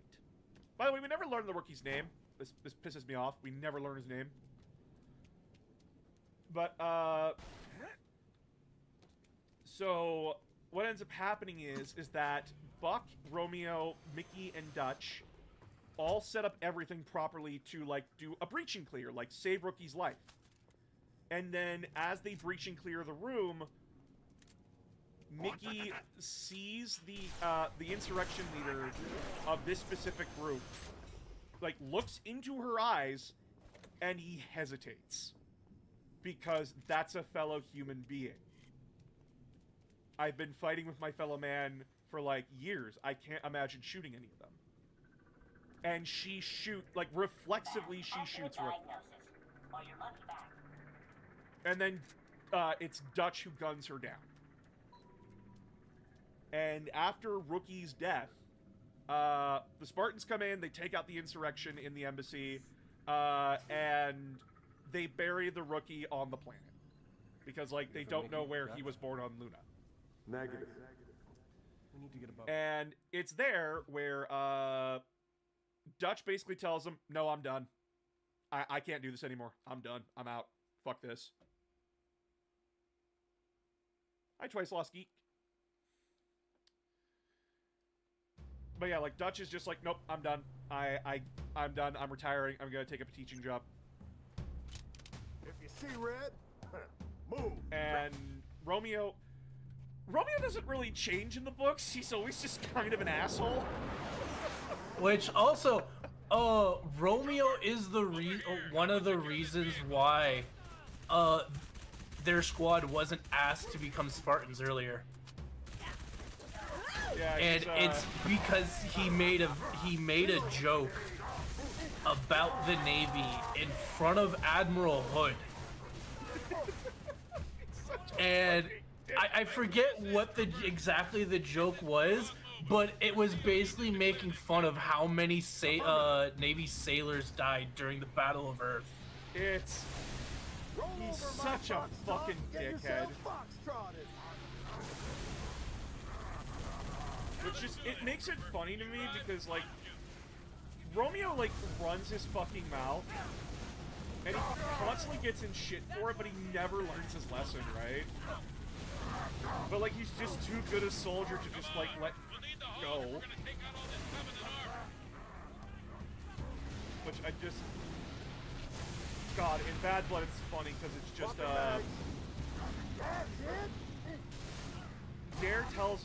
Dare's like, hey Buck, I know, like, you're still, like, getting over the fact that, like, your team had problems, but, I need you to, like, get the squad back together. I need you to get the gang back together. And he's like, fine, I'll do it. And it's like, okay, so who are we starting with? We're gonna start with Romeo. Okay, where's Romeo? I'm Balajo. Why the fuck is he on the Grunt homeworld? Let's see his report. He's protecting a diplomat or something. Yeah, he's protecting a diplomat because, and I quote, he was found in a hotel room with an admiral's daughter. ODST reporting for duty, sir. And when Buck hears that, he's just like, yep, that's Romeo. Yep, Roger that. that's him. I'm Oscar Mike. Like, what the fuck else do I expect from Romeo? That had me laughing for a bit. It was just, dead, what the I don't fuck, know. Romeo?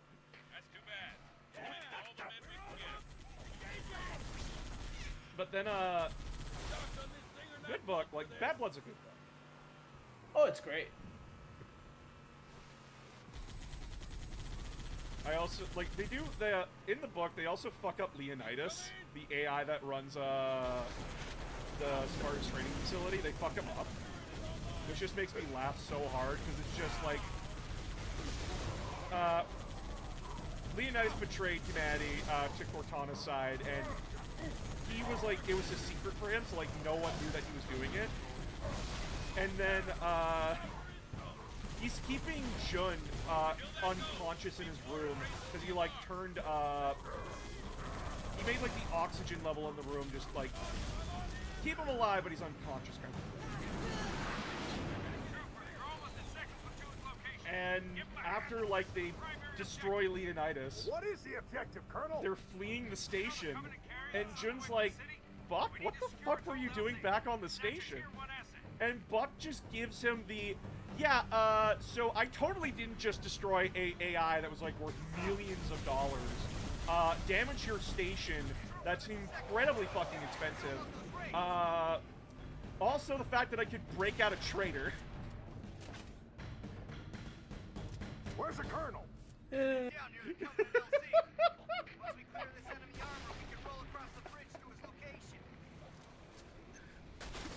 Oh, Mickey.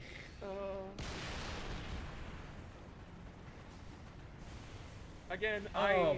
I understand where Mickey's coming from in the book. They really do, like, make him sympathetic.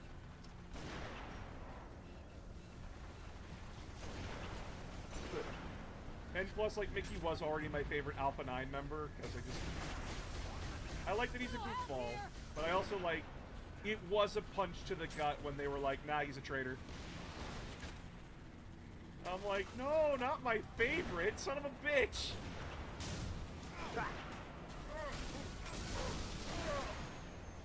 I mean, he was a traitor, though.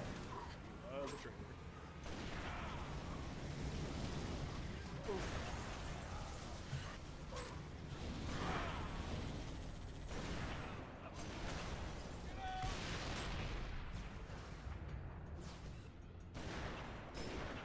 Got him.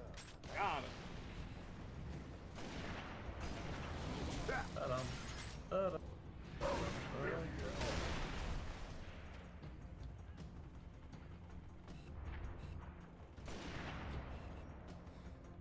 Just see one Marine struggling to kill a jackal. Mickey the traitor, it's always the socially skilled ones that are effective.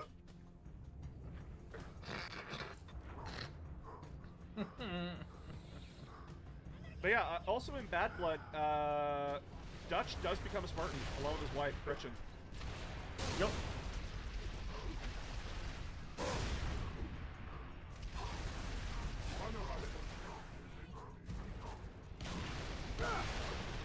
And I'm like, wait, why did they become Spartans? And it's like, oh, because if we didn't, we'd get divorced. I'm like, what are you talking about? Oh yeah, no, like, Here, I got a couple of our life marriage was lessons fought. for you. I'm just like, And you think becoming Spartans will fix it? it actually apparently did.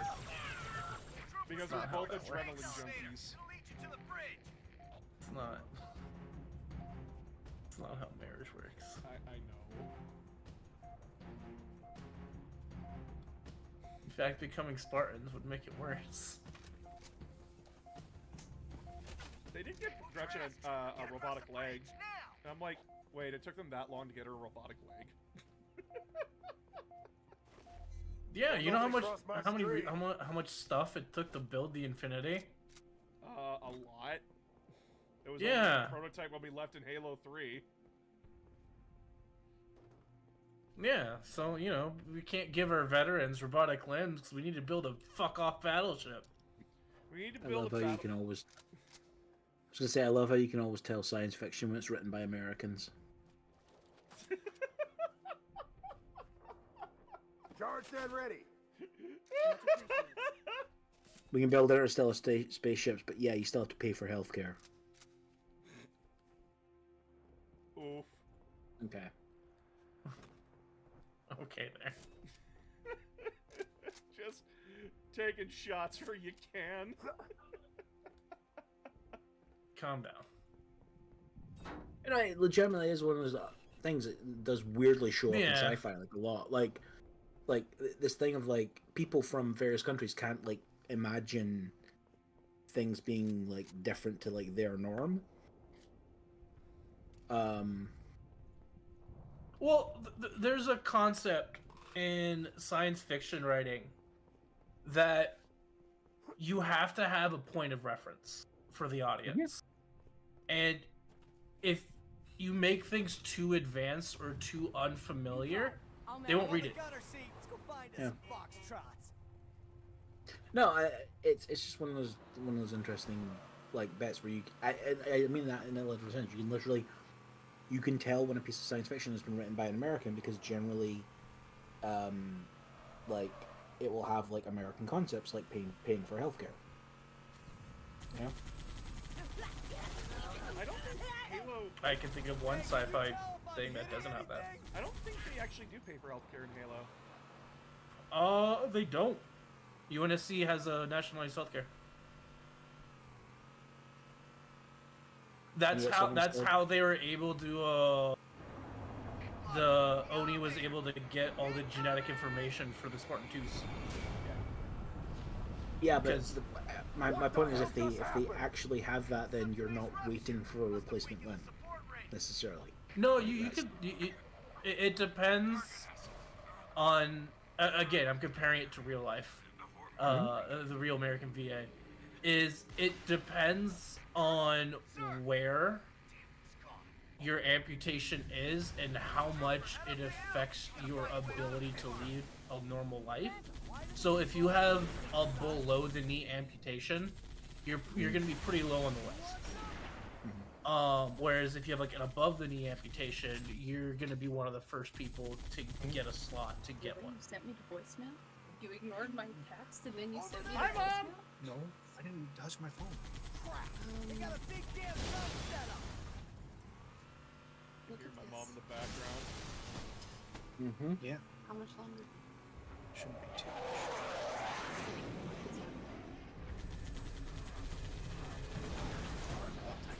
5 minutes, 10 minutes. I don't know. Why do you want to know? Because I know it's 24 minutes. Cover me. Reloading. I'll be up right away.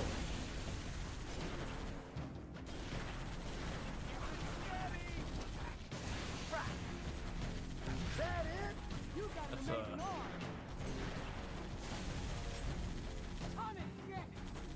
okay. that extra nose hole. Yeah, sorry. You good, bro? Yeah. Should be fine. Sounded like a serious conversation, Not really. or it's going to be a serious conversation. And it's probably just the because you know they want me to decide every single time. Trying to shoot back They don't here. want me to eat. Because we didn't Oh, pull sorry, anything. didn't see you there. I always do that. I do like they included the crazy marine in this game. No! You're not. Laser up. There always has to be one. Okay? There can only be one. Oh, What? fuck, that was so funny. When fucking we were playing Halo 3 and I'm like, hey Kai, can you bring that flamethrower over here? To the one crazy marine. I'm like, yeah, could you just purify him, please?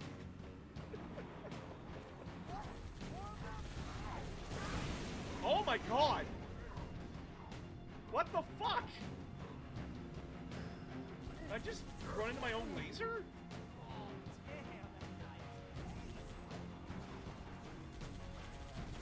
the explosive damage from the laser hitting the brute? Yeah, dude. It's like fucking... I guess. I've never seen that happen before.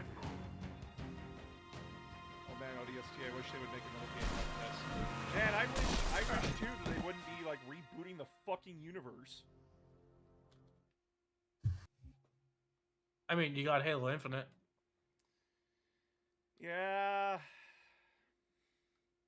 Again, this is like why I appreciate why I'm doing what I'm doing, is that like I am actually like researching everything and figuring out like why all the Halos ended up the way they did is giving me like a fresh perspective on everything.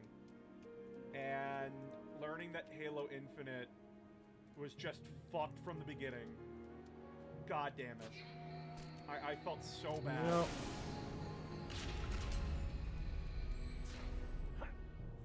And it's just like the new people that are like running the games industry, they don't want to be running the games industry. It's very evident they don't. They just want to crash it and then leave. Because like they're sitting here wondering like, why isn't our game of like this game where we literally like rendered the fucking foreskin on this character to make it look as realistic as possible? Why is this not doing too well compared to like We did 9 years of target demos before we even started planning the game to make it perfect, so it's gonna hit every demographic. No, that's not.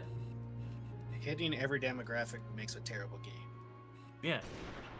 But it's also not even that. It's literally people that bought in. It's like, yeah, so my financial advisor told me that the games industry was a good financial investment. So I would like a every year return on investment of at least 100% of my initial investment, please. Why am I not having perpetual growth? What? What do you mean it wasn't a profitable decision? What do you mean? And then fucking. But it was exactly what. But it was exactly what this other incredibly popular company did. And then the fucking One Gaming. Then those gamers are just like, why can't every game be like Baldur's Gate 3? And it's just like, oh, I'm sorry. Does your studio have the backing of Hasbro? I mean, Baldur's Gate 3 didn't have the backing of Hasbro. They sacked all the people. Back, but it had Larian Studios had help making Baldur's Gate 3. Is what I'm meaning. And then it's a unique circumstance. And then all of those people got fired. Oh, and then all those people got fired. Yeah. Yeah.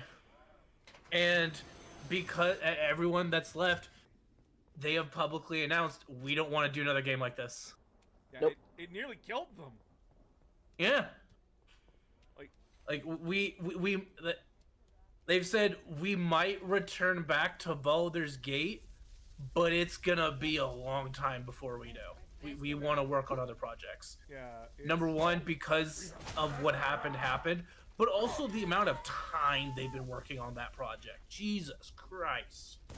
Yeah, it's...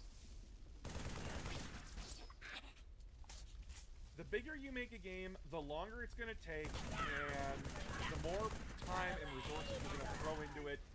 And as many people put it, a lot of execs, they know they don't want to kill the golden goose, but they're not afraid to kick it in the stomach. And They would like to milk it. They're gonna drag in the horse, beat it to death, and then bring in a clown and kill it in front of everybody that works at the company. The actual composer for Halo, like the original Halo games, I'm forgetting his name. I can find that out for you in a second. Let's call him John. Yeah, John. Let's call him John for now. John Doe. He basically sat down with an executive, and he's the one who came up with like the golden goose line. Martin O'Donnell. Yeah. Martin basically said like to this executive at dinner. This executive invited him to dinner, and as they're eating dinner together, the executive's like, "Hey, so tell me about like this golden goose analogy you had at a TikTok." And like he's a few drinks in, he admits, And he says, like, yeah, so Golden Goose, game studios really take care of their employees. They're treating them like a golden goose, where you kick them in the stomach to try and get, like, as much out of them as possible. And, like, he's referring to, like, crunch culture and everything. Crunch is not inherently bad. It's not inherently good either. And crunch itself is not bad. Crunch culture is very bad. That's the distinct difference he's making. But this executive... Every business goes through crunch culture. Not crunch culture, but crunch time. Because every time, you're always going to have deadlines. You're always going to have that kind of stuff where it needs to get done and you might be behind. But and plus, you're just going to burn out your employees with making it... Passionate, creative people are always going to choose to, like, crunch it out. Martin has said, as, like, a boss, like, he's had to walk up to people at work and, like, dude, I want you to take the weekend off. I want you to go home, spend time with your family, take a break. Like, he needs to keep people in check. But when he's having this conversation with this executive says, "Wow, Martin, that's very poetic. That's very deep. But sometimes you need a really good flame gras or whatever. Cooked goose stomach. Foie gras. Yeah, foie gras. Yeah, thank you. That is not something you want to fucking hear from your boss. When you just made the analogy that killing your fucking employees is not a good idea. And then your boss is like, yeah, but what if we just cooked them a little bit? And then people wonder why I get mad at them for, like, oh, why aren't game developers doing this? I don't know. Do you have the time and the money? My favorite one just now is whenever person who is running games company now who used to be programmer or developer, like, in the 90s or whatever it is like talking about crunch culture. It's like, well, you know, back when I was making games, like, we used to work these hours. And it's like, yes, and now you own the company. You decide what the hours are. No, but you own the company. Yeah. Do any of the people who are currently employed at your company have any prospect of, like, advancing in their position, like, at any point because of this? No. You were able to do that because when you did the crunch culture, there was 6 people in your team for the entire company. Like... And, like... This is not the same situation, Peter Molyneux. Good call out. But yeah, like, it's... There does need to be a healthy balance of, like, hey guys, like, you can't just you guys can't get stuck in the trenches here with, like, this mired bullshit. You do need to have a concrete idea. Which is, like, what an exec is supposed to do. It's like, hey, these are the times, we need to keep to them, so please figure it out. And a game developer's job is to be the developer. They're developing the game. One person keeps them organized and on task, the other person keeps creating the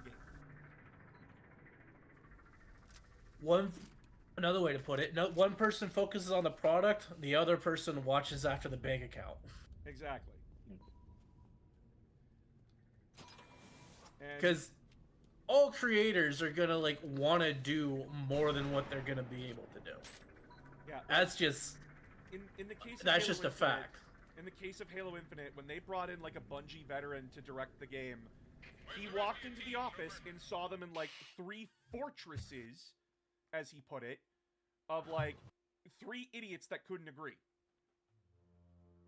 And he's sitting there like, you're all gonna give me all the shit that you have, and you're all gonna shut the fuck up. Because we are behind schedule now, and it's gonna suck.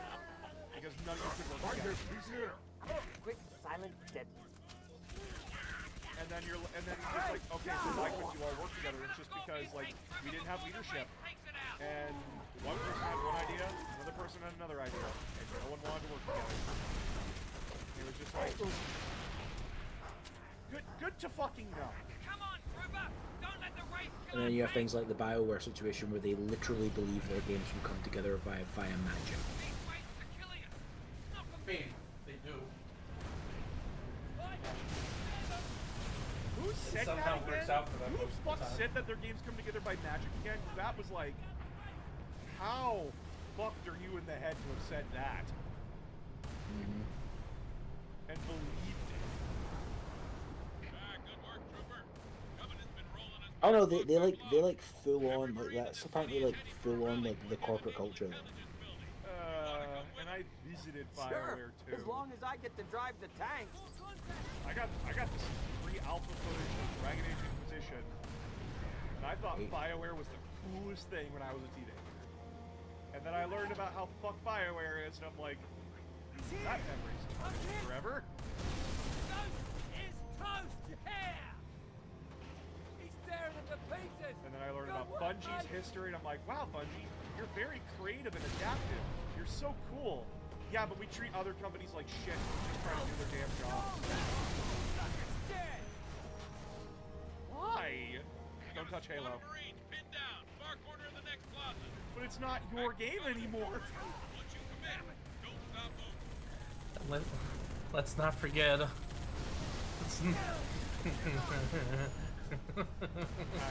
telling them, like, could you tone it down with microtransactions? Oh no, I was gonna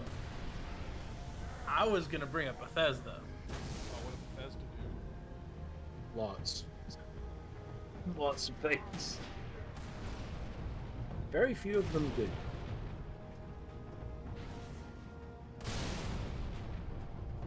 Who's Bethesda again? My brain is like, that's Fallout. And, Fallout, yeah. Skyrim. Fallout and Elder Scrolls.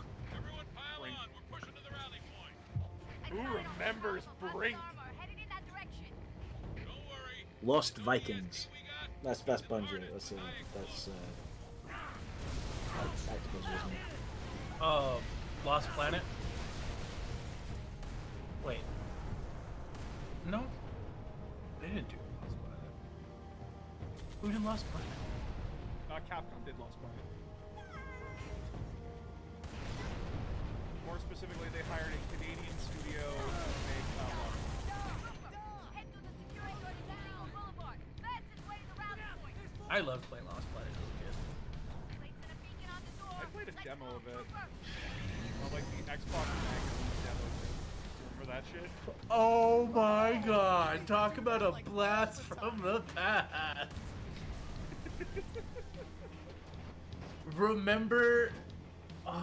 Remember the issue that they announced Space Marine 1 with? Oh god. He actually. And they had the demo for it? I played the demo on the PS3 Doors unlocked. Roll on through. Oh, you bastard. I played it on my class. because my brother was like, "Hey, bro, look, they got the demo on PS3," Relax, Marine. Wait till they're in the kill zone. and we didn't know how They to literally. kill. You'll see me for sure. I gotta take the shot. Usher, hold your fire. One to check out if you've not seen it. They've recently made a movie of it. Check out the Tetris movie. Really good. Oh, I know what you're talking Yeah. about. It has to do with like the trademark for Yeah, Tetris. basically- Oh, how Yeah, fucked it's the the- trademark is and everything. Yeah. it's the story of the guy who basically got Nintendo the rights to put Tetris on the game. Yep. And like he had to like legitimately like had meetings with like the KGB. Yeah, because a lot Well, of people don't know this, but Tetris was made by a guy in Russia. Yep. And remember, this Russia was a. I'm not gonna call it a true communist, but you know, was communist at the time. So if you invented something, it didn't belong to you. It belonged to the Russian government. He was employed. He was a state employee. Anything he created was belonged to the state. Yep. Because he used the And government since computers. everyone is a state employee, technically, Not everyone. There was actually very limited at this point. There was- very limited. For And- that price. and almost all of that was for the upper class. Yeah. So, Alright. but yeah, I'll it's need more than that on a it's trying to negotiate that deal between Japan and Russia. It almost became an actual an incident. Mm-hmm. It's fucked, It's- chat. Like, Because what it basically boiled down to is like years before they'd signed a contract with like another guy, and he It had was a put in the- guy who was basically had basically stolen the design for the Apple computer, and was going to Essentially, start making them in Russia. yeah, but he also like his like main business was like finding software like behind the Iron Curtain and like selling it in the West. Mm-hmm. Because like, well, the Soviets are not going to find out. But like he'd gotten the rights to sell Tetris for like PCs, and like in the thing, it was like he had the rights for like PCs and other computers, essentially, because like I think when he specialized PCs, they meant like Apple IIs essentially. And he took that to mean any other form of computing device, and as far as the Soviets were concerned, it was like just other like desktop PCs. Mickey, over here. Which is why it becomes an issue when Nintendo are wanting to put Tetris onto a handheld console, because that's not a PC. Yep, and they believe they have the rights to do that too. Yep. like, chat, it's a game about fucking flipping squares. Nearly caused Yeah. this much problem. Based on a board game. Based on a fucking It's board based, game! it's based on a children's puzzle game that's sold in like Eastern Europe. Yeah. This incident got brought up at the UN Security Council meetings. Like, that's how serious this was gonna be if it did not go the way it needed to go, or it actually ended up going. Oh, like the guy who wanted to like one of the guys who was trying to get the rights was a guy called Robert Maxwell, who was a incredibly wealthy British industrialist. He's the father of Janine Maxwell, by the way. So, you know, wonderful family. Maxwell again, remind me? She was Epstein's fixer, essentially. Oh! Yeah. Yeah. Kind of a bad time to ask who that is. Don't worry, not many people know who that is. And like he thought he was getting screwed on the deal, so he flies to Russia and he wasn't. He didn't have the rights to it in the first place. He flew to Russia and had a personal meeting with Gorbachev because he was friends with him. Gorbachev, you fat fuck, let me out of the Eastern Bloc. Let me out of the wall! If you want something to think about, Tetris almost started World War III. Mm-hmm. Oh no, like Gorbachev told him to ignore it because they were basically starting perestroika at the time. Like, Chat, this is how influential video games are. They almost start wars. They almost start wars. I mean, on the plus side, the guy that invented it, he eventually, like the guy that eventually did get the rights, became friends with him. After the Soviet Union collapsed, he got him out of Russia, got him to the United States, put him on payroll with that guy's company, and his pay for like the first like 10 years equated to the rights money he would have gotten for selling Tetris.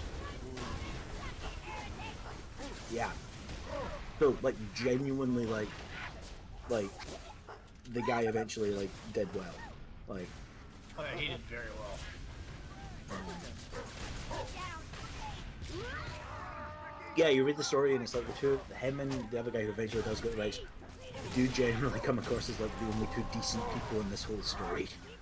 Like, They kind of were. yeah.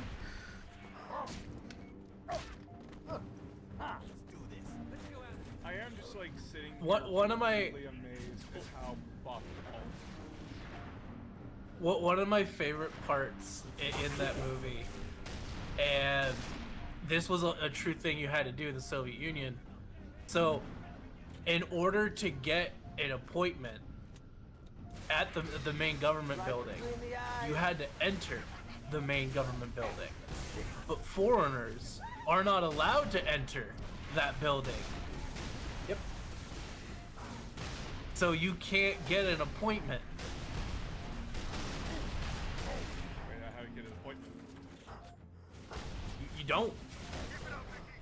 We almost got him beat. You just don't? Fuck you. Yeah, you just don't.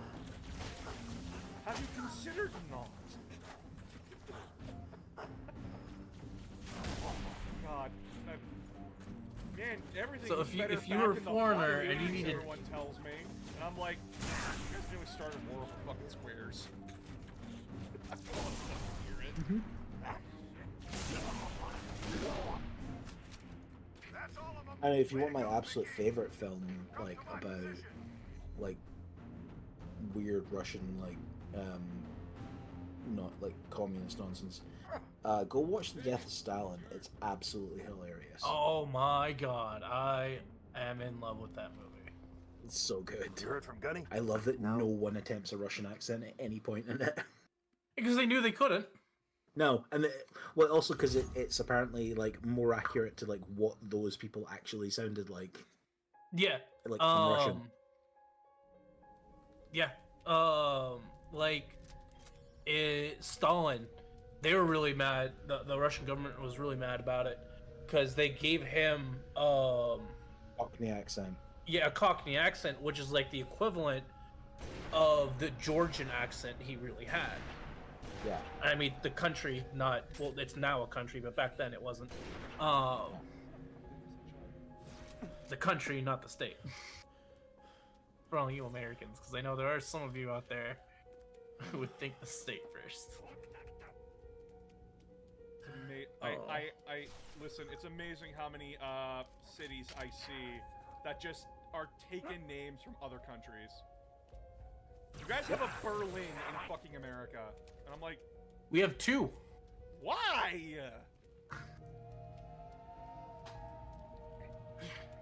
Because immigration. I mean, I mean that seriously. I mean that seriously. Like a lot of immigrants would come over to America, and then they'd go found their own towns, and they'd name it after a major city from where they came from. Yeah. I will also point out that you guys have a province called New Scotland. How dare you? We also have a London. I mean, We don't talk Yours about is probably Canada's nicer. fuck-ups. Canada gets off the hook for a lot of things right now. No one gets to complain about Canada. I can complain about how you drink milk. Sinestral, thank you. Just for the because sometimes it's in a bag doesn't mean it's an issue. Yeah, That's it's only in why Eastern the fuck Canada. do you put it in a bag? sub. It's only in Eastern Canada, not Western. We put our milk in cartons in here, thanks. also, they do that on the other ones over here. Those aren't It's 'cause it's a easy- European thing. It's because it's easier to ship. It's easier to ship. It's easier to handle. The idea is that Yep. you put it in a pitcher. I know, but it's still weird. Yeah, the Scottish Islands, they have milk in a bag. I don't even drink milk.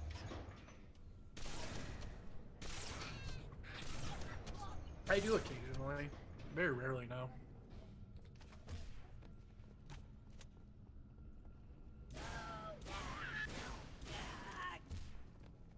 God. I mean, I can laugh a bit like the places thing. So my wife, when she was much younger, did her school.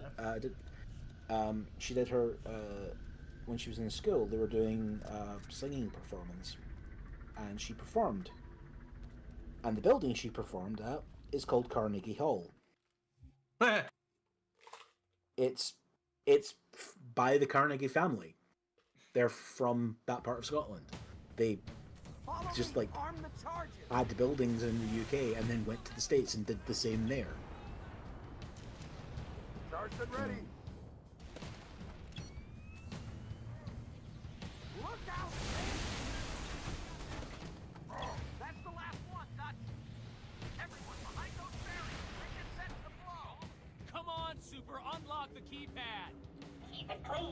I mean, also, I think the house I grew up in is older than both of your countries, so there's that.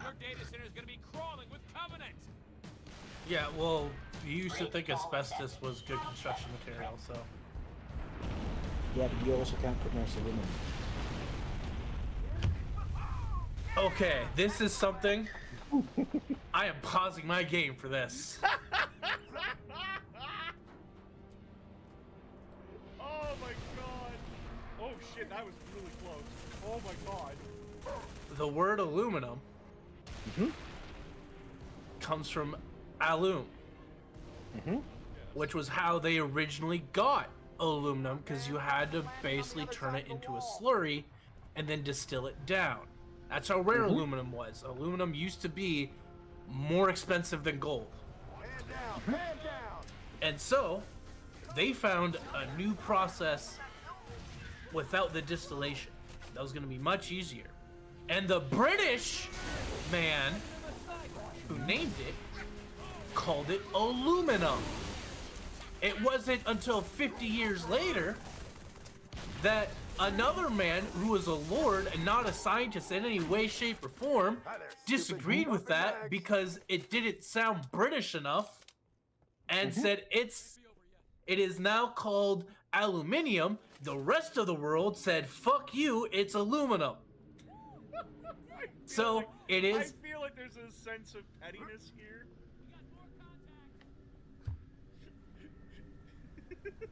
All teams, hold the ridge. Don't let them near the audio. It's more of a sense of contained rage. It's not a grudge. It's contained rage.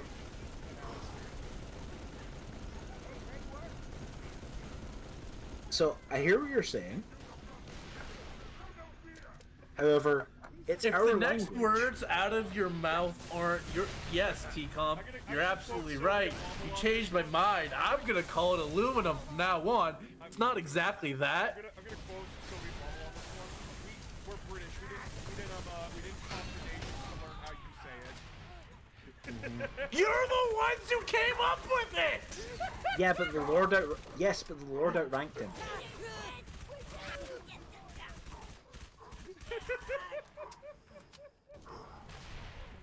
To be honest, I've never knew someone who gets so upset with the pronunciation of aluminum. It is so. I like to think T-Tom is like dead from but instead of like his abundance of knowledge is like a wild card, you'll never know what you're gonna fucking get. T-Tom's entire modus operandi is that he's pissed off about such random, inconsequential things that I have no idea about. And it could just be about anything. Hey T-Com, what do you think of X? And T-Com will be like, oh, I fucking love that thing. That thing is the greatest thing ever. And then I'll say like, what do you think about Y? And then he'll go on a 25-minute tangent about it. But also, yeah, X sucks. Like, let's just say How X sucks. dare you say anything about it? Too many Stop of on the them, Dutch. website. We got a scoop. You can clearly tell at what point in that sentence I figured that out.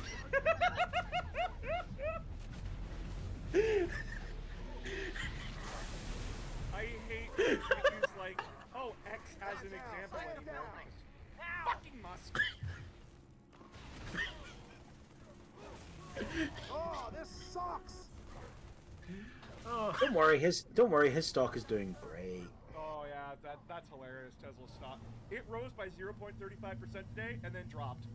Hurry up, man! Check those. Oh yeah, the entire Dow Jones has been just in a nosedive. Yeah, what gives? I thought we Yeah, were supposed yeah. to It turns out protect threatening the trade wars is a really I have good ordered it thing today. to settle Enemy markets. access to all classified data housed in this facility. You don't like it? Jump your butts back into orbit. Oh, but we were back on it. Yeah, but you keep saying you're going to do it. We're already under those tariffs, but as I said in Yeah. one video, Settle down, people. Find some cover. All right, here they come. Watch your crossfire, people. I thought they cancelled them. I thought they cancelled them for another 30 days. Nope. And for Canada, Mexico, and China, the tariffs have gone into full effect. I was doing stuff today And and rode back again. Mexico pulled the most baller response to that. They said, "Great, we're just gonna close the border now." That turret right. Round it, slow these things.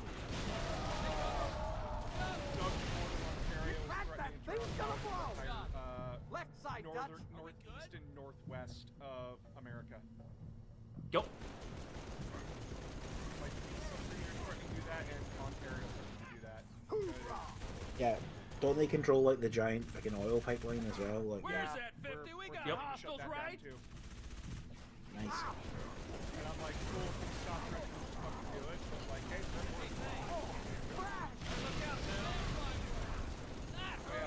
And well, Texas can produce Texas and California can produce a lot of America's oil that we need. Can't produce all of it. That's fine. Texas is just trying to ban trans people at the moment. They're coming in on the left. oh, there's Adjust your something fire. even worse.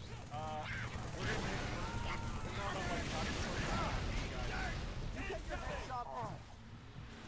I gotta go real fast. The very important thing is like the farming. Yep. So, like, your agricultural sector is going to collapse. Make a peak. And we just critical, like, okay, if you don't get that.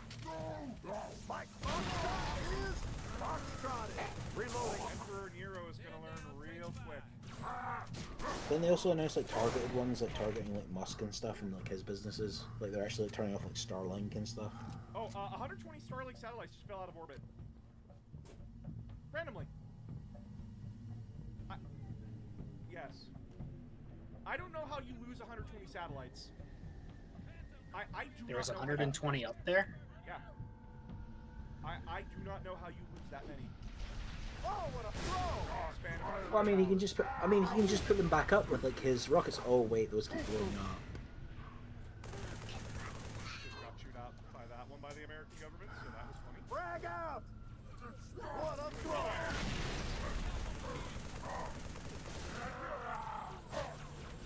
120 over the span of a fucking month. And I love how T-Mobile is doing damage control because of that. Because T-Mobile paid Starlink a ton of money so that if you're out of T-Mobile's network range, it automatically switches over to Starlink. And they just rolled out that new thing like a month ago. And now this? That's the last of them, Dutch. Come to my position. I hate T-Mobile if you can't tell. We're not gonna make it if we keep fighting like that. They're a shitty Bang phone up company job, for shitty team. people. Bang up job, America. Emperor Nero has done so much good for you. He's gone, man. He's gone. It's the find out phase. Yep, it's the fucking. Everyone on the elevator. I put enough charges in this shaft. No, they've had the to blow fuck around this building phase. twice. All right, that's it. Transfer the detonation codes to That's my a tank. comm. If anyone's taking this place out, it's gonna be me. Be calm. Yes, Do you still have Helldivers 2 installed? I do. After that this bird gonna meet us mission, on the roof. you want to do two-person? I am playing Tarkov right now. I'm offering you something fun. Underground tunnels are filled with the damn things. Finally, a good reason to blow It's this fun for building me. up. Bam! That's the way. Yeah, like Damn fine work. I just, God, what is the world coming to? You were getting rumors of Dawn of War 4. I will suck someone's dick. The fuck did you just say? Okay, but how will that? And that will relate to the game. How? Because we know that. I will suck the developers' dicks, and so that they feel more relaxed and can work better. Dawn of War 4 rumors. Where the fuck am I looking? Dawn of War 4. Yeah, I haven't heard anything about this, so. Meme. On January 29, 2025, an anonymous 4chan user shared a post titled, "I just took a market research survey on Dawn of War 4, adding a screenshot they stated was in pre-production environments." Oh yeah, no, that was the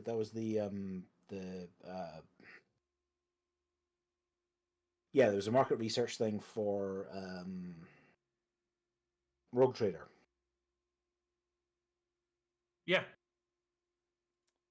But no, like apparently, like yeah, I think took part of Valrak put out like a thing today, like talking about it, Chat. which means it might not happen, but like At the same time, he sometimes is on the money. I mean, during the Rogue Trader, Duh.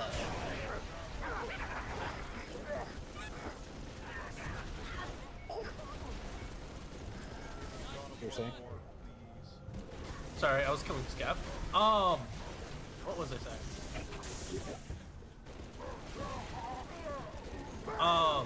Yeah, most of the market research thing for Rogue Trader was mainly like, hey, what like DLCs would you be interested in playing? That was like 99% of it. There's all right. Go, go, go. As I'm sitting here, just like, give me God of War 4, please. God, love Also, it. Rogue Trader, really good game. Oh, fantastic! I love it. Yeah, it's great. Was playing it with my brother and my roommate, and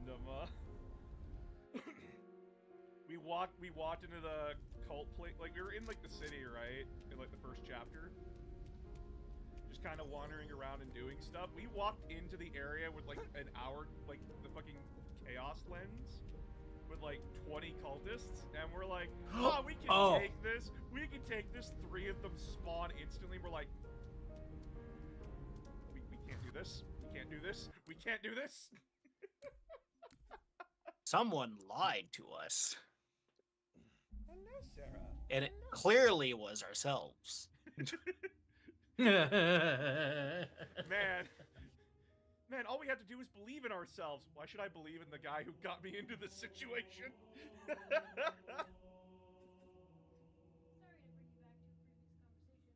Oops.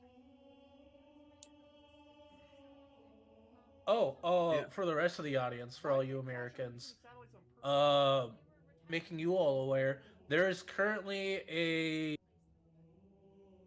what's the term for it? When you refuse to buy from a company. Boycott. Boycott. There's currently a boycott for any of the companies that got rid of their DEI programs. Target is the main one, and Walmart. Make them hurt. Just to let you all know, by the way, diversity and equity hiring, Costco has already proven that not only is it actually really, really good, it actually boosts profits. Also, Costco doesn't actually have a DEI program.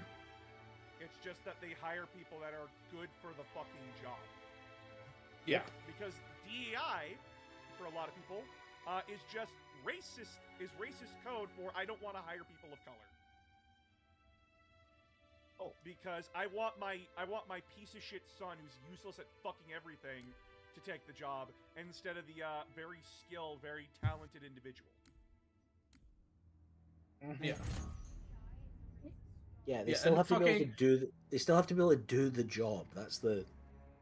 Yeah, and not only that, but when the government announced it was getting rid of DEI, and all the companies followed suit, Costco not only doubled down on that, but they also decided, hey, you know what? We're giving a pay raise to everybody, and you know what? The hot dog still costs only $1.50. Look at that. Yeah, because the previous CEO said he would stab people if they changed it. It's a loss leader. There's a business reason for it. They were co-CEOs, and the one CEO's like, I want to raise it by like 50 cents, and the other CEO grabbed him and said, "You do that, and I will fucking stab you." Yeah, it's a loss leader. There's a business reason for it. It's a get you in the door. Also, yes, before your cousin who is like looking up stuff on Reddit, like talks about, it's like, yeah, but don't they have like a Teamsters like strike like, going on at the same time? Yes, the leader of the Teamsters union is a massive Trump supporter. It is not coincidental that the strike has been called immediately after Trump got elected. And there's also a coup going on in that union as well, because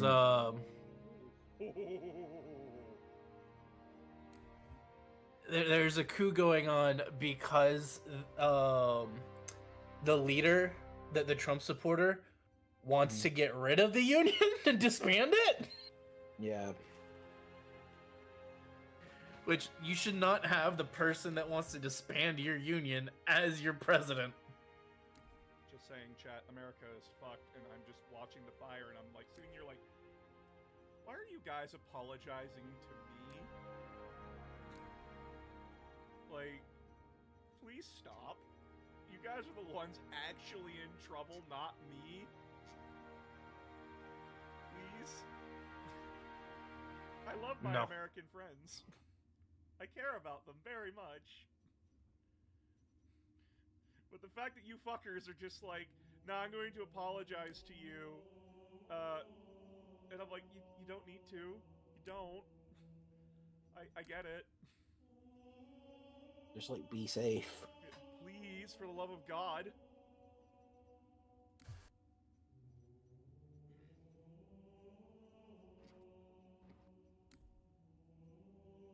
Like, guys, I don't know how to tell you this. I don't know how to explain this to a lot of people.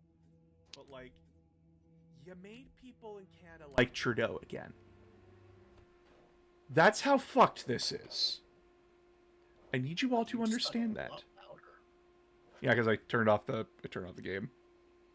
Oh, okay. I was confused too. Yeah, Yeah, sorry. your volume Sorry. suddenly jumped. I have no idea what's going on with my mic and everything. I think he's trying to balance. Yeah, I think I might have to go into the settings and fix everything. Son of a bitch. But yeah, no, like, genuinely, chat, like, you are bringing Europe and Canada together? Like, the European Union is looking to Canada for a lot of our resources? Yeah, it's like Germany. No, Germany has said they're increasing their military budget by 10% because they can no longer rely on America if it comes to war. Oh no, it's worse than that. They've actually straight up said they're gonna start looking at like straight up being like, yeah, Germany, America, close the fucking bases in our country and leave. Oh, like if you're, no. Like if you're not actually committing to like backing NATO countries, get the fuck out of ours.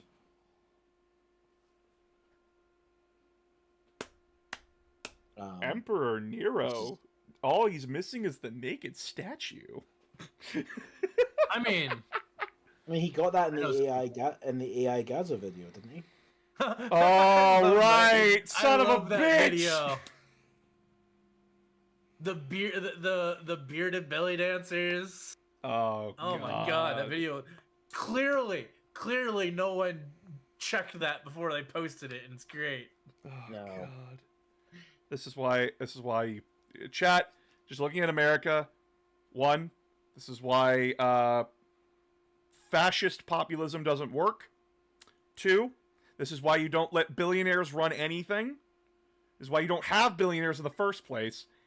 And last but not least, and I quote, if someone is doing an Emperor Nero, you drag him through the street.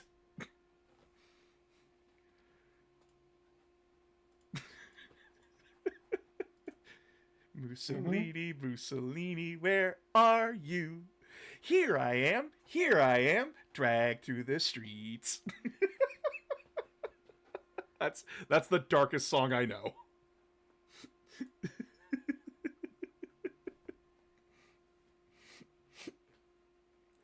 By the way, for you World of Tanks lovers out there, the best strategy when playing World of Tanks competitive, just say Rommel was a shit tank commander and a Nazi. You will get like 20 free kills, I promise. I don't remember how big World of Tanks teams are. 15v15 and their global chat was turned off. Global chat was turned off? Yeah, you can't talk to the enemy team. No! The strategy doesn't work anymore. Okay, if you want to throw. If you want to throw, do that. Or, just don't play World of Tanks. That's not an option for my brother. What the fuck am I doing back here? It's just one of those casual fucking... It's one of those casual games for my brother. Yeah. Me and my brother, we don't play like these games competitively. We play them extremely casually. Like, my brother will just tell me, hey, I want to play League of Legends. Come play ARAM with me. And I don't even do that anymore. He doesn't even do that anymore.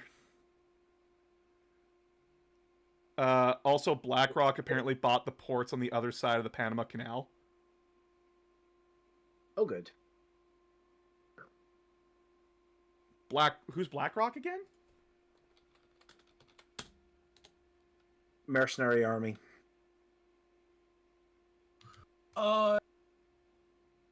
You're thinking of that I'm thinking of Black BlackRock War. was I'm thinking of Black yeah. War. Sorry.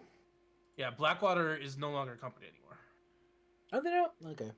No, they got bought out by some French security company What? because they went out of business because of the war crimes. Yeah.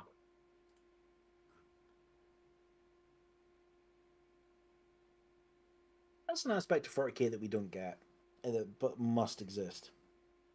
Mercenaries, yeah. Yeah, 100%. there must be like very minor like mercenary armies rolling around in that universe. Oh, what's that one planet where you're born with death? And a Sound lot cut of what? Your sound cut out. Oh, what's the one planet where you're like born with debt and a lot of people end up joining the guard? Oh, that joke one. Yeah, well, it's mentioned in their lore. When their term of service in the guard is up, a lot of them will join up with mercenary companies. Well, they have the training now. Yes, all like 3 weeks of it. Hey, a term of service on the guard is usually like 10 years. Yep. And your life expectancy is 15 hours. Yeah, and if you survive that 10 years, you're good. Yeah, you get abandoned on the planet that What you're on. the fuck is this? Holy shit.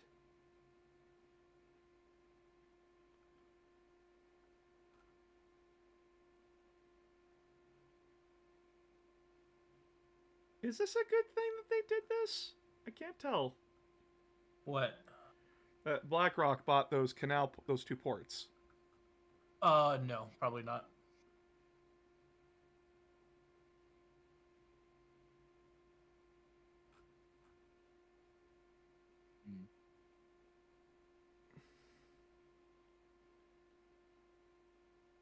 On Tuesday, Wall Street intervened. An investment group led by BlackRock, a giant American asset manager, said it had agreed to buy two ports in the Panama owned by a Hong Kong company. BlackRock will buy the ports, which sit at either end of the canal, and over 40 others from Hong Kong conglomerate CK Hutchinson for about $19 billion.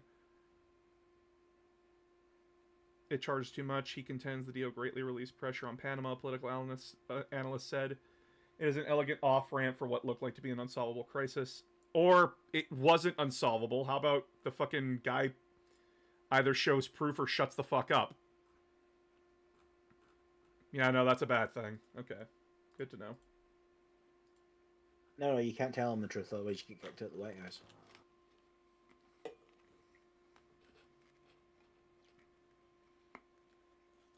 Again, Emperor Nero. It's gonna happen. Mm-hmm. We're heading for another Emperor Nero. I mean, that does end up with Rome burning. And I don't think Trump plays the fiddle. Burning stuff builds character.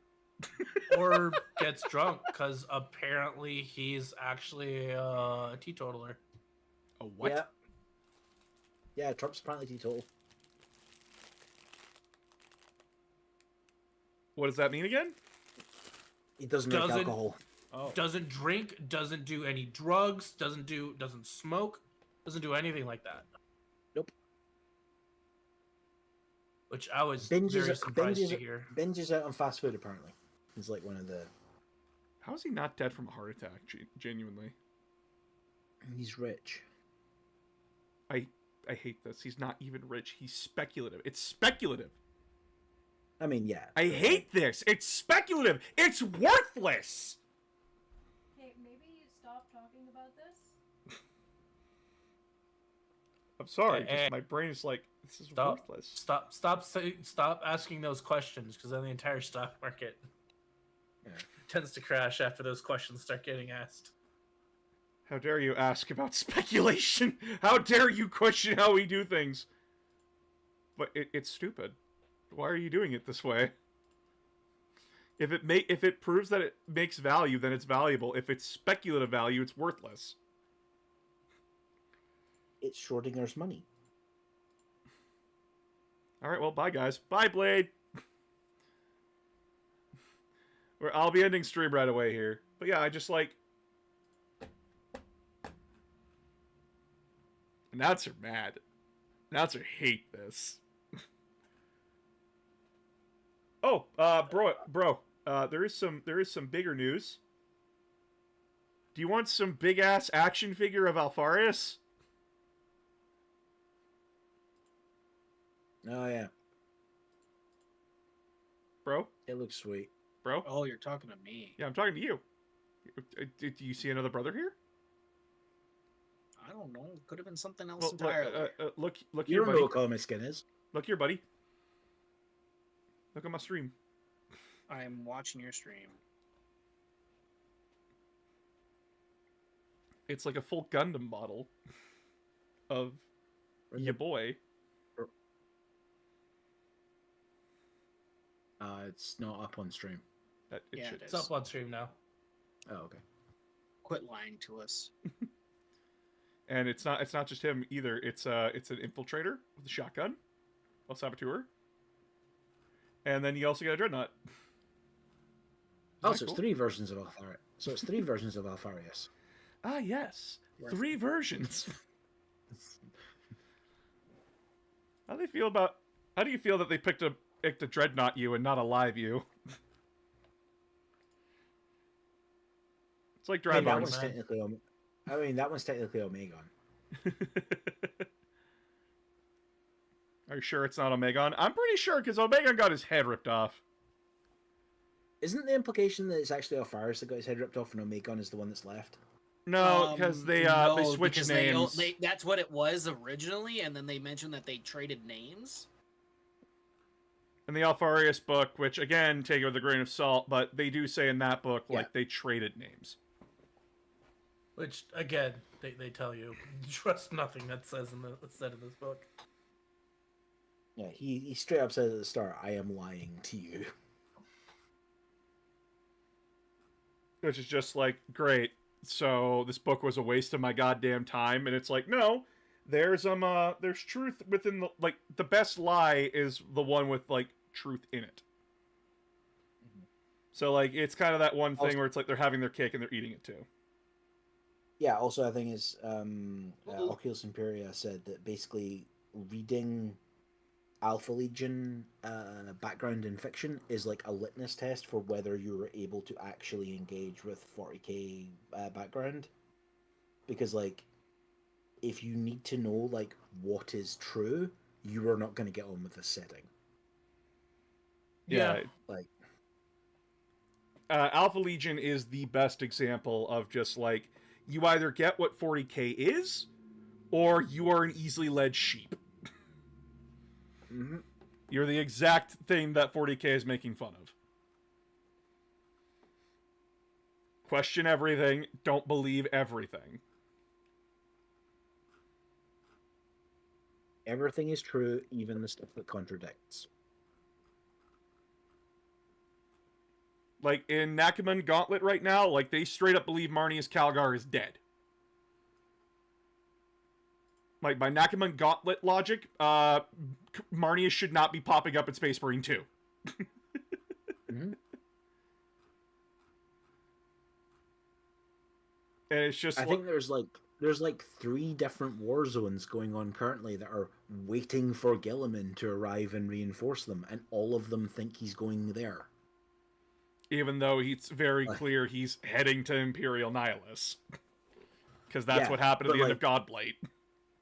But, like, Pariah Nexus, they're like, whoa, Gilliman's going to show up and help us. And it's like,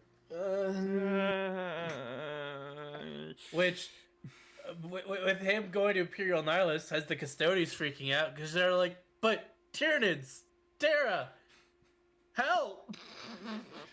Do I look like I give a fuck what's going on over there right now? I heard my brother learned how to teleport. I'm going to go ask him how he did that. Oh, fuck, he can teleport? That's the coolest shit ever!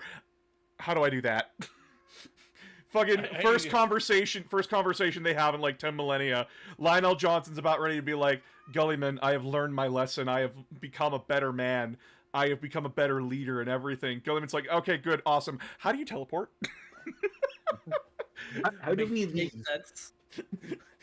How do we leave this completely fucked situation? Well, what do you mean? It's like, I've seen the rest of it. It's all fucked. Let's just go. You're the only person I could stomach right now. Let's go. Just not even tolerate. I said stomach. That's all you get. Just get enough people onto a ship that we can keep the population going, and let's fuck off. So that we're both Primarchs. We understand gene crafting. Just We'll figure it out. We're both men, but we'll figure it out. Now that we're men. They got the seaweed mustaches.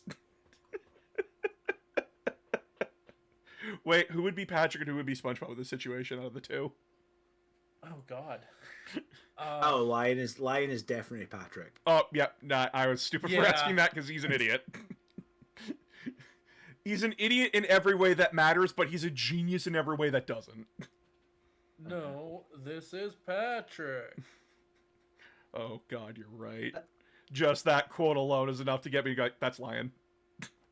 But to be fair, like the Lion Son of the Force book does have like one of my favorite bits, which is when he's trying to deal with like the logistics situation, and he's like, "Oh Christ, I wish Gilliman was here right now." I am not good at this. Oh God, I wish Gilliman wasn't dead. No, at that point. How the fuck is he? How the fuck did he manage this? Gulliman sitting in his fucking throne room, just like, this is the only relaxing part of my day. No, and even then, I'm still pissed. No, one of my favorite interactions has to be with Odo the Custodes and Euphrates Keeler. When he gets he's the Custodes that pops up in 1,000 Suns. Yeah. But he gets sent to like figure out, because this is the point where Euphrates Keeler's in the refugee camps. He gets sent to like, and he gets sent to like, hey, there's this Euphrates Keeler person. Go check her out because she's worshiping the Emperor. And she's trying to convince the Custodes that the Emperor is a god. And he's just like, a god? I have lunch with them every Tuesday. What the fuck are you talking about? That is such the funniest thing, is that like when Custodes run into like the religious worshippers of 40K and they're like, I want to fucking decapitate you right now. My favorite one from my favorite one for that is when I think it's the Grey Knights and the Inquisition show up on Fenris. After God. Is it the first or second war for Armageddon? I think it's first. It's first. It's the first war. Yeah. Month of Shame. After the first war. Yeah, after the first war of Armageddon. And they show up on Fenris, and it's like the Inquisitor and like one of the Grand Masters of the Grey Knights is like standing there, and like the wolves are going to send out a champion to meet them. They send out Bjorn. So they send Bjorn. They send Bjorn, and he like marches up, and basically the Grey Knights are just like, yeah, we stand down. We're not fighting this. I'm not touching that with a 5-foot pole, sir. Yeah, not doing that. And the Inquisitor starts like, someone from the Inquisitor sort of like you blaspheme against the name of the Emperor, and Bjorn's just like, yeah, met the Emperor.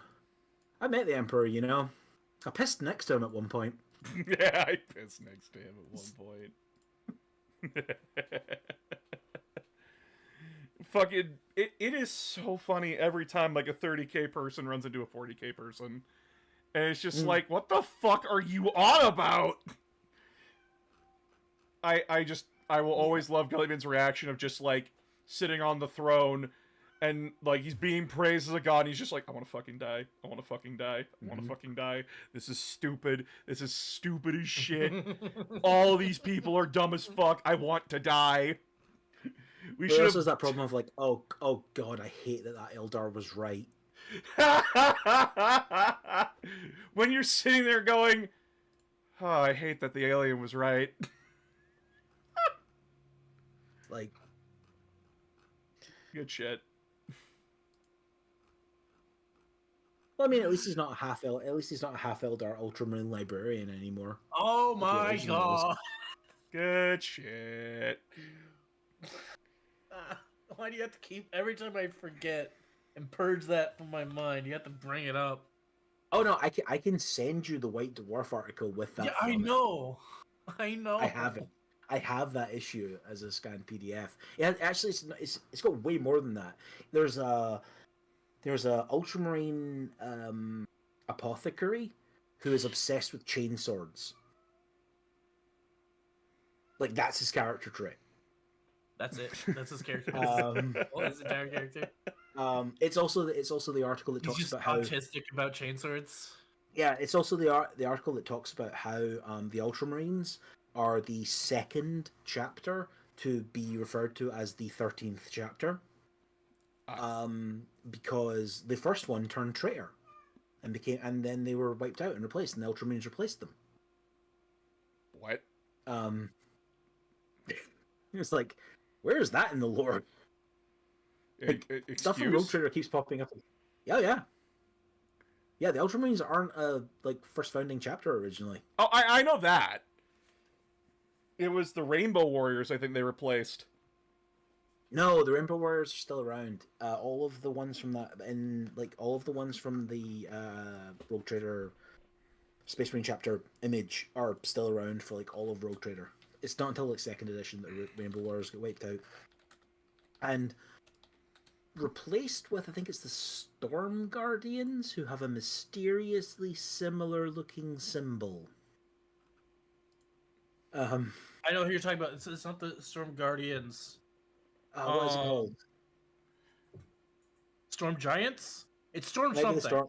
It's Storm something, and they're canonically an Imperial Fist successor, as opposed to the Rainbow Warriors, who are an Ultramarine successor. The Rainbow... Eric, you haven't heard of the Rainbow Warriors? Yeah! Rainbow Warriors are great. They're one of the original Space Marine chapters. Yeah, one of the original. They're the reason that Sisters of Battle have a fleur de lis as their symbol. These guys. Their homeworld was Prism. Yep. They're totally not loyalist Thousand Sons. And totally gay. Yeah. Well, not because all Space Marines in Rogue Trader are actually kind of a little bit gay. Because Ian Watson's Space Marine is weird. That is not a rainbow. I don't know what to tell you, guy. Do the Ultramarines look ultramarine to you? Yes. Are the royal blue, damn it. Are the Blood Angels actually covered in blood? Sometimes. Oftentimes. Are the Crimson Fists actually crimson? They do have Crimson Fists. They do. But when I imagine Crimson Fist, I'm thinking like they're crimson. Like their color crimson, not just their hands. Like that's a very literal way of looking at it. They're a very literal chapter.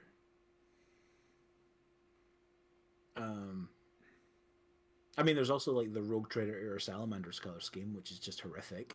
I pity anyone that tries to paint that. Are you yeah, familiar they just with wanted you to suffer. When they Yeah, I'm familiar with it. There's like so many things that people learn from us, and it's just like I didn't know X existed. Wait, what the fuck are you talking about? That's a real thing, and we're like, yes, that is increasingly real. I'm still learning things about Warhammer 40k to this day. Yeah. Or the Mechanicus battle tarantulas. Also, like there's the black planet where no light can escape from, and where everyone is like a horrible like mutant creature. The planet is The called Death Birmingham. Star or whatever they call it. Like all of the Vampires, stuff, literal the vampires. shape-shifting vampires. Specifically, they were shape-shifting vampires originally. Yeah. Aliens that just walk up to you by existing and age you by like 1,000 years. So like Enslavers. really cool. So really cool thing about that. So you know the article about the Little Sisters of Purification, the all-female Space Marine chapter. It's not made by GW. It was a third-party like publication that wrote about them. Yeah. That's actually an adventure that they're part of. It's like a scenario. The scenario is a group of Space Marines attacking a moon base that's been taken over by Jakero. You know, the who are trying orangutans. Yeah, you know, the super advanced orangutan race that are really good with technology, who are trying to activate a device on it that will basically cause the sun to explode if they do it wrong. And the Marines have to try to stop them. They have to sort of like stop whatever the bad monkeys are doing. Yes, because and- a calm and collected environment where everything needs to go right is only improved with bolter fire. Yeah, but it's fine because, but as a further complication, one of the Jakero in that scenario is actually a shape-shifting vampire. Yeah. I guess I didn't hear enough. Yes, welcome to the bar where we talk about the insanity of 40K back in the 80s and the 90s. Yep. And by the way, we're going back to unserious Warhammer. Oh yeah. Like for a while there, like 4th to like 7th edition was like very serious Warhammer. And then like now we're moving away from that and going like, oh, like the situation's still fucked, but like I don't blame them for like going like the super dark and gritty route, because remember, that's the early 2000s. Yeah, that was dark edgelord and time. gritty then. That was edgelord time. But yeah, like now 40K is back to taking the piss out of things. But it's also the thing that like 40K really got its kick in 2nd edition and then later in 3rd, and a big part of that was it got into the United States. And so the US has kind of only known the more serious version of 40K. Yeah. Like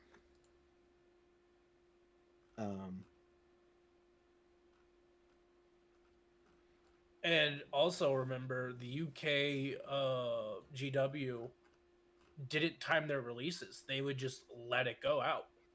Yeah. And so if you're in America, great. Hey, 3rd edition just got released. Great. Guess I'm gonna have to wait 6 months for that to get here. Mm-hmm. Oh no, like one of the best books I got a bunch of like old Warhammer books for my brother that I had previously been mine and I'd given to him, and then he's not needing them anymore. One of them was for Warhammer Fantasy. It's called the General's Compendium. What it is it's one of the best It's one of the best books ever like released like for Warhammer Fantasy. It's got a really good campaign system and a whole bunch of other stuff. But all of the stuff that's in it is all stuff that was produced by the American White Dwarf team. Because what they did for a while was there was no way to get White Dwarf over to the US in like a timely way from the UK. So they basically just faxed them here are the things that get released this month, here are like the opening and closing parts of the magazine, fill in the rest. So it's a completely different, for like 50 issues, it's a completely different magazine in the US in terms of like what was in it. Kids, before the internet, that's how magazines were. Yes. If you could go buy a Sports Illustrated in Los Angeles, get on a plane, fly to New York, pick up another Sports Illustrated, and they'd be 2 entirely different magazines. Yep. Like it's wild when you read about it now, and like some of the stuff. I also got the 3rd edition Kachan nice codex, which I didn't remember I owned. You played Katachan in 3rd edition? I feel so bad for you. They were the only when I got into 4K. They were the only plastic guard army. Still, I wasn't paying that amount of money for metal Imperial Guard. All the other ones were metal. I'm not dropping a house fund on a fucking metal model. No. not in the late 90s. Like, also the Katachan ones were pretty good. Like, they were like legitimately, like, their rules were pretty good at the time. But no, like my first 40k army, like everyone else's, was Space Marines, like, because that's what you got in the starter box. Yeah. Yep. All right, but it's late. I'm gonna call the stream here. If you can, guys, I did release a new video. I didn't release. Spee, Lost in Spiral, friend of the channel, my boss, has released her new video that you can all go watch. I fully edited it myself. And tomorrow is the release of the 40k tournament video. So please don't forget to share that around, and just, share it on Reddit, share it on Blue Sky, share it with your friends, your family, all that kind of stuff. If you're interested about how 40k tournaments went. My brother features in the video. So there's that. And I was completely blind on my own goddamn army. Yes. But yeah, so please go give that a watch tomorrow. It releases at 11:30 MST, so about that would be 1:30 p.m. EST and 10:30 a.m. WST. Figure out your time zone. But until next time, chat, probably tomorrow night, I will talk to you all tomorrow. Good night, everybody. Oh, and don't forget to, remember, 15K on YouTube gets us... 15K on YouTube gets you a Fire Warrior review and stream, or 2K donated collectively. Okay? Haven't been doing that. Making sure.